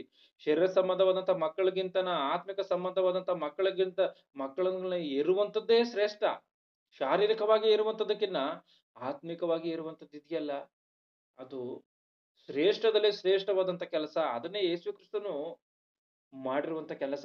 ಆತನೇನ್ ಮಾಡಿದಾನೆ, ಎಷ್ಟೋ ಜನಗಳನ್ನ ಆತನು ಮಾರ್ಪಡಿಸಿ ಹಾಕಿದ್ದಾನೆ. ಇವತ್ತು ಪ್ರಪಂಚದಲ್ಲಿ ಅರ್ಧ ಜನವನ್ನೇ ಆತನು ಮಾರ್ಪಡಿಸಿದ್ದಾನೆ. ಅಂದ್ರೆ ಆಲೋಚನೆ ಮಾಡಿ, ಅಂದ್ರೆ ಪ್ರಪಂಚದಲ್ಲಿ ಅರ್ಧ ಜನ ಕ್ರೈಸ್ತರೇ ಇದೆ. ಇದ್ರ ಸುಳ್ಳು ಭಕ್ತರಾಗಿರ್ಬೋದು, ಸತ್ಯ ಭಕ್ತರಾಗಿರ್ಬೋದು. ಆದ್ರೆ ಯೇಸು ಕ್ರಿಸ್ತನ ಮಾತುಗಳನ್ನು ಒಪ್ಪಿಕೊಂಡಂತವ್ರೆ ಇವರೆಲ್ಲ. ಭಕ್ತಿಯ ಪ್ರಕಾರ ಜೀವಿಸ್ತಾರ ಬಿಡ್ತಾರ ಅದು ಸೆಕೆಂಡರಿ ವಿಚಾರ. ಯೇಸು ಕ್ರಿಸ್ತನ ಮಾತುಗಳಿಗೆ ಒಪ್ಪಿಕೊಂಡಿರುವಂತವ್ರೆ ಇವರೆಲ್ಲನ. ಅಂದ್ರೆ ಯೇಸು ಕ್ರಿಸ್ತನ್ ಈ ರೀತಿಯಾಗಿ ಮಕ್ಕಳನ್ನ ಪಡೆದಿದ್ದಾನೆ, ಈ ರೀತಿಯಾಗಿ ಪಡೆದಿದ್ದಾನೆ. ಆಲೋಚನೆ ಮಾಡಿ, ಇಂಥ ಒಂದು ಶ್ರೇಷ್ಠವಾದಂತ ಕೆಲಸವನ್ನ ನಾವು ಮಾಡಬೇಕು. ಯೇಸು ಕ್ರಿಸ್ತನ ತನ್ನ ತಾಯಿಯ ಬಳಿಗೆ ಬಂದಾಗ ಆತನು ಈ ಒಂದು ಸಮಯದಲ್ಲಿ ಆತನು ಬೋಧನೆ ಮಾಡ್ತಾ ಇರ್ತಾನೆ. ತನ್ನ ತಾಯಿ ಬರ್ತಾರೆ, ಮತ್ತೆ ತಮ್ಮಂದಿರು ಬರ್ತಾರೆ. ಯೇಸು ಕ್ರಿಸ್ತನನ್ನು ನೋಡ್ಬೇಕು ಎಂಬುದಾಗಿ ಅವ್ರು ಬಂದ್ರೆ ಈತನೇನ್ ಹೇಳ್ತಾನೆ, ಆ ನನಗೆ ತಾಯಿ ಯಾರು, ನನಗೆ ತಮ್ಮಂದಿರು ಯಾರು, ನನಗೆ ಯಾರು ಇಲ್ಲ. ಯಾರು ನನಗೆ ತಾಯಿ ತಮ್ಮಂದಿರು ಅಂದ್ರೆ ಅಪೊಸ್ತಲರನ್ನು ತೋರಿಸಿ ಹೇಳ್ತಾನೆ, ತನ್ನ ಶಿಷ್ಯಂದಿರನ್ನು ತೋರಿಸಿ ಹೇಳ್ತಾನೆ, ಈಗ ಇವರೇ ನನಗೆ ತಾಯಿ ತಮ್ಮಂದಿರು. ಅಂದ್ರೆ ಯಾರು ತಂದೆಯ ಚಿತ್ತದಂತೆ ನಡೀತಾರೋ, ತಂದೆಯ ಚಿತ್ತದಂತೆ ಯಾರು ನಡೀತಾರೋ, ವಾಕ್ಯದಿಂದ ಏರ್ಪಟ್ಟಂತ ಆತ್ಮೀಯ ಸಂಬಂಧವು ಬಹಳ ಬೆಳೆಯುಳ್ಳಂಥದ್ದು ಎಂಬುದಾಗಿ ಆತನು ತಿಳಿದುಕೊಂಡಿರುವಂತ ಕಾರಣ ಆತನೇನಂತ ಹೇಳ್ತಾನೆ, ಯಾರು ತಂದೆ ಇಚ್ಛೆಯಂತೆ ನಡೀತಾನೋ, ಯಾರು ನನ್ನ ಮಾತುಗಳನ್ನ ಕೇಳಿ ಅದಂತೆ ನಡ್ಕ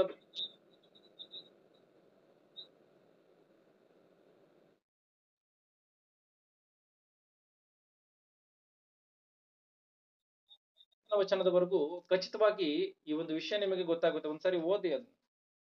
ಮತ್ತಾಯನ ಬರೆದ ಸುವಾರ್ತೆ 12:46 ವಚನದಿಂದ.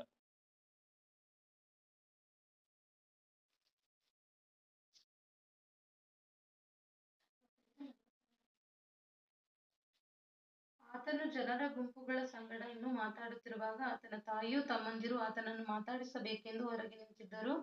ಆಗ ಒಬ್ಬನು, ಇಗೋ ನಿನ್ನ ತಾಯಿಯೂ ನಿನ್ನ ಸಹೋದರರು ನಿನ್ನನ್ನು ಮಾತಾಡಿಸಬೇಕೆಂದು ಹೊರಗೆ ನಿಂತಿರುತ್ತಾರೆ ಅಂದನು. ಅದಕ್ಕಾತನು ಆ ಮಾತು ಹೇಳಿದವನಿಗೆ, ನನಗೆ ತಾಯಿ ಯಾರು, ನನಗೆ ಸಹೋದರರು ಯಾರು ಎಂದು ಹೇಳಿ ಶಿಷ್ಯರ ಕಡೆಗೆ ಕೈ ತೋರಿಸಿ, ಇಗೋ ನನ್ನ ತಾಯಿ, ನನ್ನ ಸಹೋದರರು.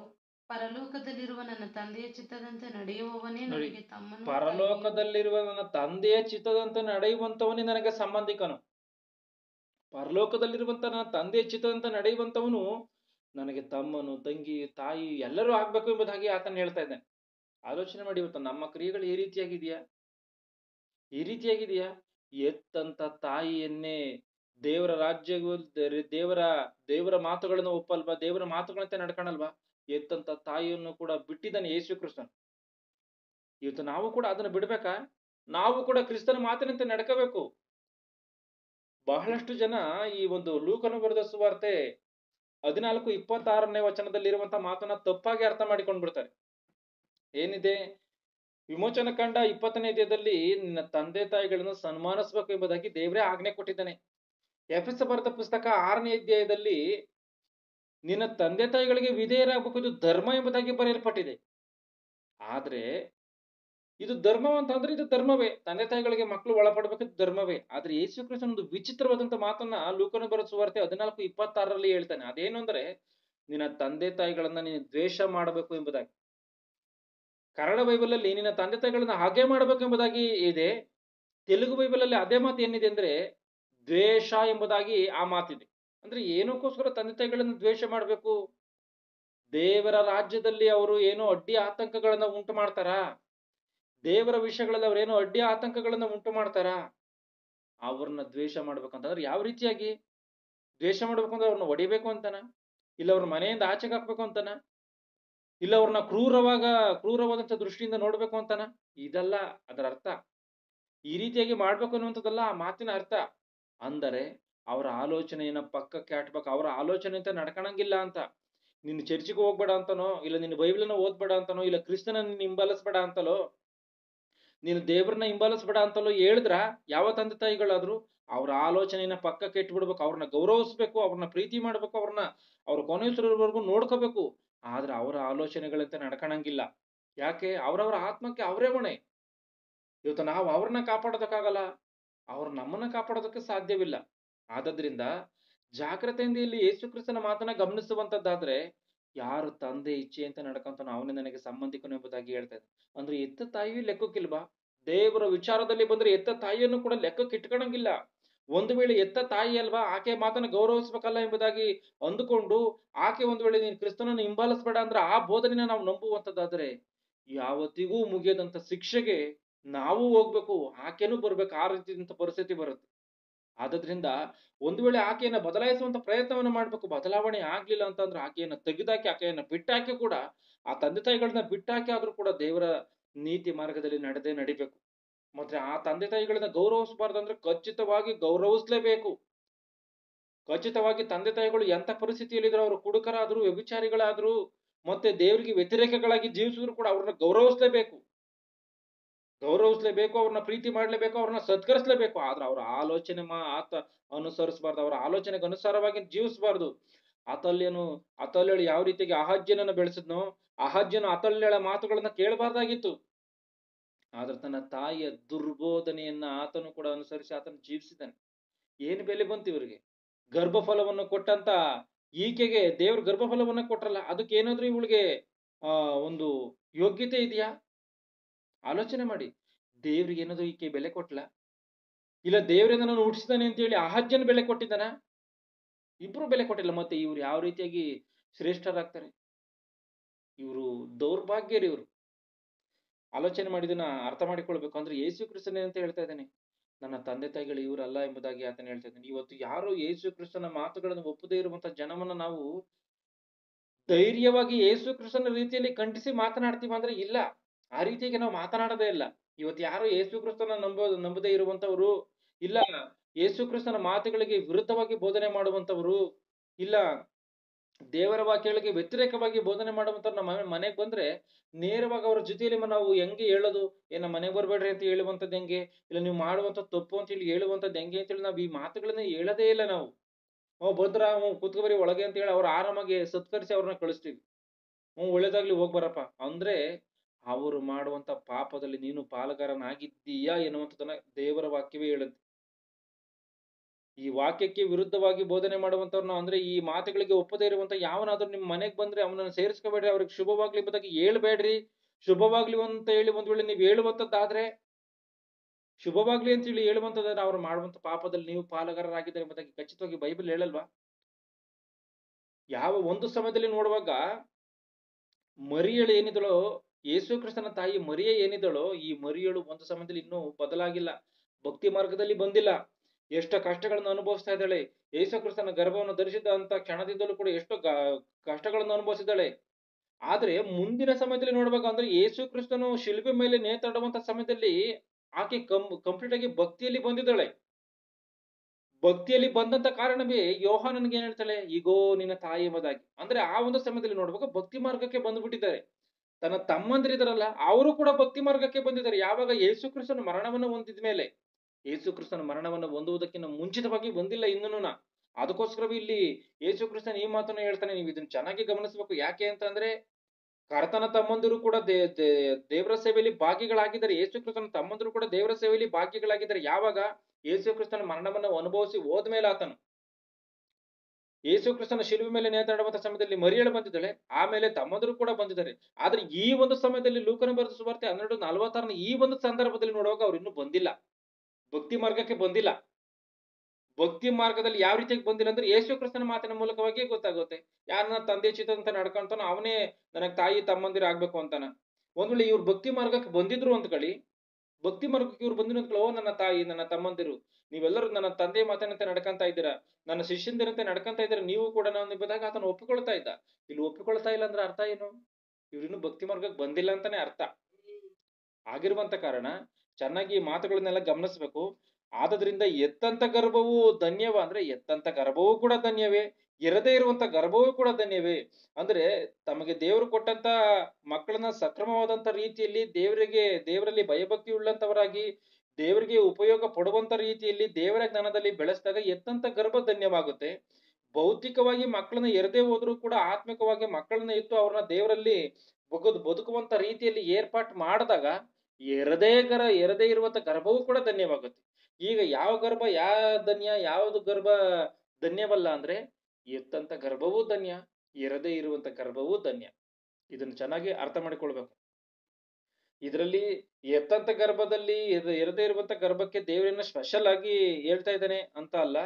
ಎತ್ತಂತ ಗರ್ಭ ಆಗಿರ್ಬೋದು, ಎರದೇ ಇರುವಂತ ಗರ್ಭ ಆಗಿರ್ಬೋದು, ದೇವರ ಮಾತಿಗೆ ಅನುಸಾರವಾಗಿ ಜೀವಿಸ್ಬೇಕು. ಎತ್ತಿರುವಂತವ್ರು ದೇವರ ಆಲೋಚನೆಗೋಸ್ಕರ ಬೆಳೆಸಬೇಕು. ಎರದೇ ಇರುವಂತವ್ರು ದೇವರಿಗೋಸ್ಕರ ಮನುಷ್ಯರನ್ನ ಸಂಪಾದನೆ ಮಾಡ್ಬೇಕು, ಮಕ್ಕಳನ್ನ ಪಡಿಬೇಕು. ಇದು ದೇವರ ವಾಕ್ಯಗಳ ಮೂಲಕವಾಗಿ ಗೊತ್ತಾದಂತ ವಿಚಾರ. ಆದ್ರಿಂದ ಈ ಒಂದು ಅಂಶವನ್ನ ತಲೆಲಿಟ್ಕೊಳ್ಳಿ. ಒಂದು ವೇಳೆ ಏನಾದ್ರೂ ಕ್ವಶನ್ ಇದ್ರೆ ನೀವು ಅದನ್ನ ಕೇಳಿ ತಿಳಿದುಕೊಳ್ಳಬೇಕು ಎನ್ನುವಂಥದ್ದು ನನ್ನ ಒಂದು ಮಾತು. ಎಲ್ಲರ ಕಣ್ಣುಗಳನ್ನು ಮುಚ್ಚಿದ್ರೆ ಪ್ರಾರ್ಥನೆಯನ್ನು ಮಾಡ್ತೀನಿ. ಪ್ರೀತಿ ಸ್ವರೂಪನಾದಂತ ಮಹಾ ತಂದೆ, ನಿನ್ನ ನಾಮಕ್ಕೆ ಮಹಿಮೆ. ಈ ಒಂದು ಅಮೂಲ್ಯವಾದಂತ ಸಮಯದಲ್ಲಿ ದೇವ, ನಿನ್ನ ಒಂದು ಅಮೂಲ್ಯವಾದಂತ ಜ್ಞಾನವನ್ನ ನಾವೆಲ್ಲರೂ ಅರ್ಥ ಮಾಡಿಕೊಂಡಿದ್ದೇವೆ. ಅದಕ್ಕಾಗಿ ನಿನಗೆ ಸ್ತೋತ್ರ. ನಮ್ಮೆಲ್ಲರಿಗೂ ತಂದೆ ಅವರವರಿಗೆ ಬೇಕಾದಂತ ಪವಿತ್ರಾತ್ಮನ ಸಹಾಯವನ್ನು ಅನುಗ್ರಹಿಸಿ ನಾವೆಲ್ಲರೂ ಸರಿಯಾದಂತ ರೀತಿಯಲ್ಲಿ ಅರ್ಥ ಮಾಡಿಕೊಳ್ಳಲು ನಮ್ಮನ್ನು ಕಾಪಾಡಿ ನಡೆಸಿದ್ದಕ್ಕಾಗಿ ನಿನಗೆ ಸ್ತೋತ್ರ. ನಿನ್ನ ಸತ್ಯವಾದಂತ ಮಾತುಗಳನ್ನು ಹೇಳಲಿಕ್ಕೆ ನನಗೆ ಪವಿತ್ರಾತ್ಮನ ಸಹಾಯವನ್ನು ಅನುಗ್ರಹಿಸಿ, ನೀನು ಮೆಚ್ಚುವಂತ ರೀತಿಯಲ್ಲಿ ಎಲ್ಲರಿಗೂ ಅರ್ಥವಾಗುವಂತ ರೀತಿಯಲ್ಲಿ ಹೇಳುವಂತ ಸಹಾಯ ಮಾಡಿದ್ದಕ್ಕಾಗಿ ಸ್ತೋತ್ರ. ನಿನ್ನ ಮಕ್ಕಳಿಗೂ ಕೂಡ ಅದನ್ನು ವಿವೇಚನೆ ಮಾಡಿ ಅರ್ಥ ಮಾಡಿಕೊಳ್ಳುವಂತ ರೀತಿಯಲ್ಲಿ ಸಹಾಯ ಮಾಡಿದ್ದಕ್ಕಾಗಿ ಸ್ತೋತ್ರ. ಈ ಕಾರ್ಯಕ್ರಮಕ್ಕೋಸ್ಕರ ಪ್ರಯಾಸ ಪಡುವಂತ ಪ್ರತಿಯೊಬ್ಬೊಬ್ಬರನ್ನು ಹೆಸರುಗಳಿಂದ ಆಶೀರ್ವದಿಸಿ ಕಾಪಾಡಿ ನಡೆಸೆಂದು ಪ್ರಾರ್ಥಿಸುತ್ತಾ, ಎಲ್ಲ ಮಹಿಮೆ ನಿನಗೆ ಸಲ್ಲಿಸುತ್ತಾ, ಮುಂದಿನ ಒಂದು ನಮ್ಮ ಜೀವಿತ ಕಾಲಗಳಲ್ಲಿ ತಂದೆ ಹೀಗೆ ಹೆಚ್ಚಿನದಾದಂಥ ಜ್ಞಾನವನ್ನು ತಿಳಿದುಕೊಂಡು ಪರಿಶುದ್ಧತೆಯಿಂದ ಪರಿಶುದ್ಧತೆಗೆ, ಜ್ಞಾನದಿಂದ ಜ್ಞಾನಕ್ಕೆ ಮುಂದೆ ಸಾಗಿ ಹೋಗುವಂತೆ ಸಹಾಯ ಮಾಡಿ, ಅನೇಕರನ್ನು ನಿನ್ನ ಮಕ್ಕಳನ್ನಾಗಿ ಮಾರ್ಪಡಿಸುವಂತ ರೀತಿಯಲ್ಲಿ ನಾವು ಜೀವಿಸುವಂತೆ ತಂದೆ, ನೀನು ನಮಗೆ ಕೊಟ್ಟಿರುವಂತ ಗರ್ಭಫಲಗಳನ್ನ ನಿನಗೋಸ್ಕರ ಬೆಳೆಸುವಂತ ರೀತಿಯಲ್ಲಿ ನಾವು ತಯಾರಾಗುವಂತ ರೀತಿಯಲ್ಲಿ ಈ ಮಾತುಗಳನ್ನ ಕೇಳಿರುವಂತ ಪ್ರತಿಯೊಬ್ಬೊಬ್ರು ಅರ್ಥ ಮಾಡಿಕೊಳ್ಳುವಂತೆ ಸಹಾಯ ಮಾಡಿ, ಇರದೇ ಇರುವಂತವರು ಕೂಡ ನಿನಗೋಸ್ಕರ ಬಹುಮಂದಿ ಮಕ್ಕಳನ್ನ ಸುವಾರ್ತೆಯ ಮೂಲಕವಾಗಿ ಪಡೆಯಬೇಕು ಎನ್ನುವಂಥದ್ದನ್ನು ಅವರು ಕೂಡ ಅರ್ಥ ಮಾಡಿಕೊಂಡು ಪ್ರತಿಯೊಬ್ಬೊಬ್ಬರು ತಂದೆ ನಿನಗೋಸ್ಕರ ಬದುಕುವಂತೆ ನಾವು ತಯಾರಾಗುವಂತೆ ಸಹಾಯ ಮಾಡಿ, ವಿಷಯಗಳಲ್ಲಿ ಕೇಳಿದ ಮರೆತಪಟ್ಟಂತ ಕಾರ್ಯಗಳನ್ನು ಅನುಗ್ರಹಿಸಿ ಕಾಪಾಡಿ ನಡೆಸಿ, ಪ್ರಭು ಯೇಸು ಕ್ರಿಸ್ತರ ಹೆಸರಿನಲ್ಲಿ ಬೇಡಿದ್ದೇನೆ ತಂದೆಯೇ, ಆಮೇನ್. ಎಲ್ಲರಿಗೂ ವಂದನೆಗಳು.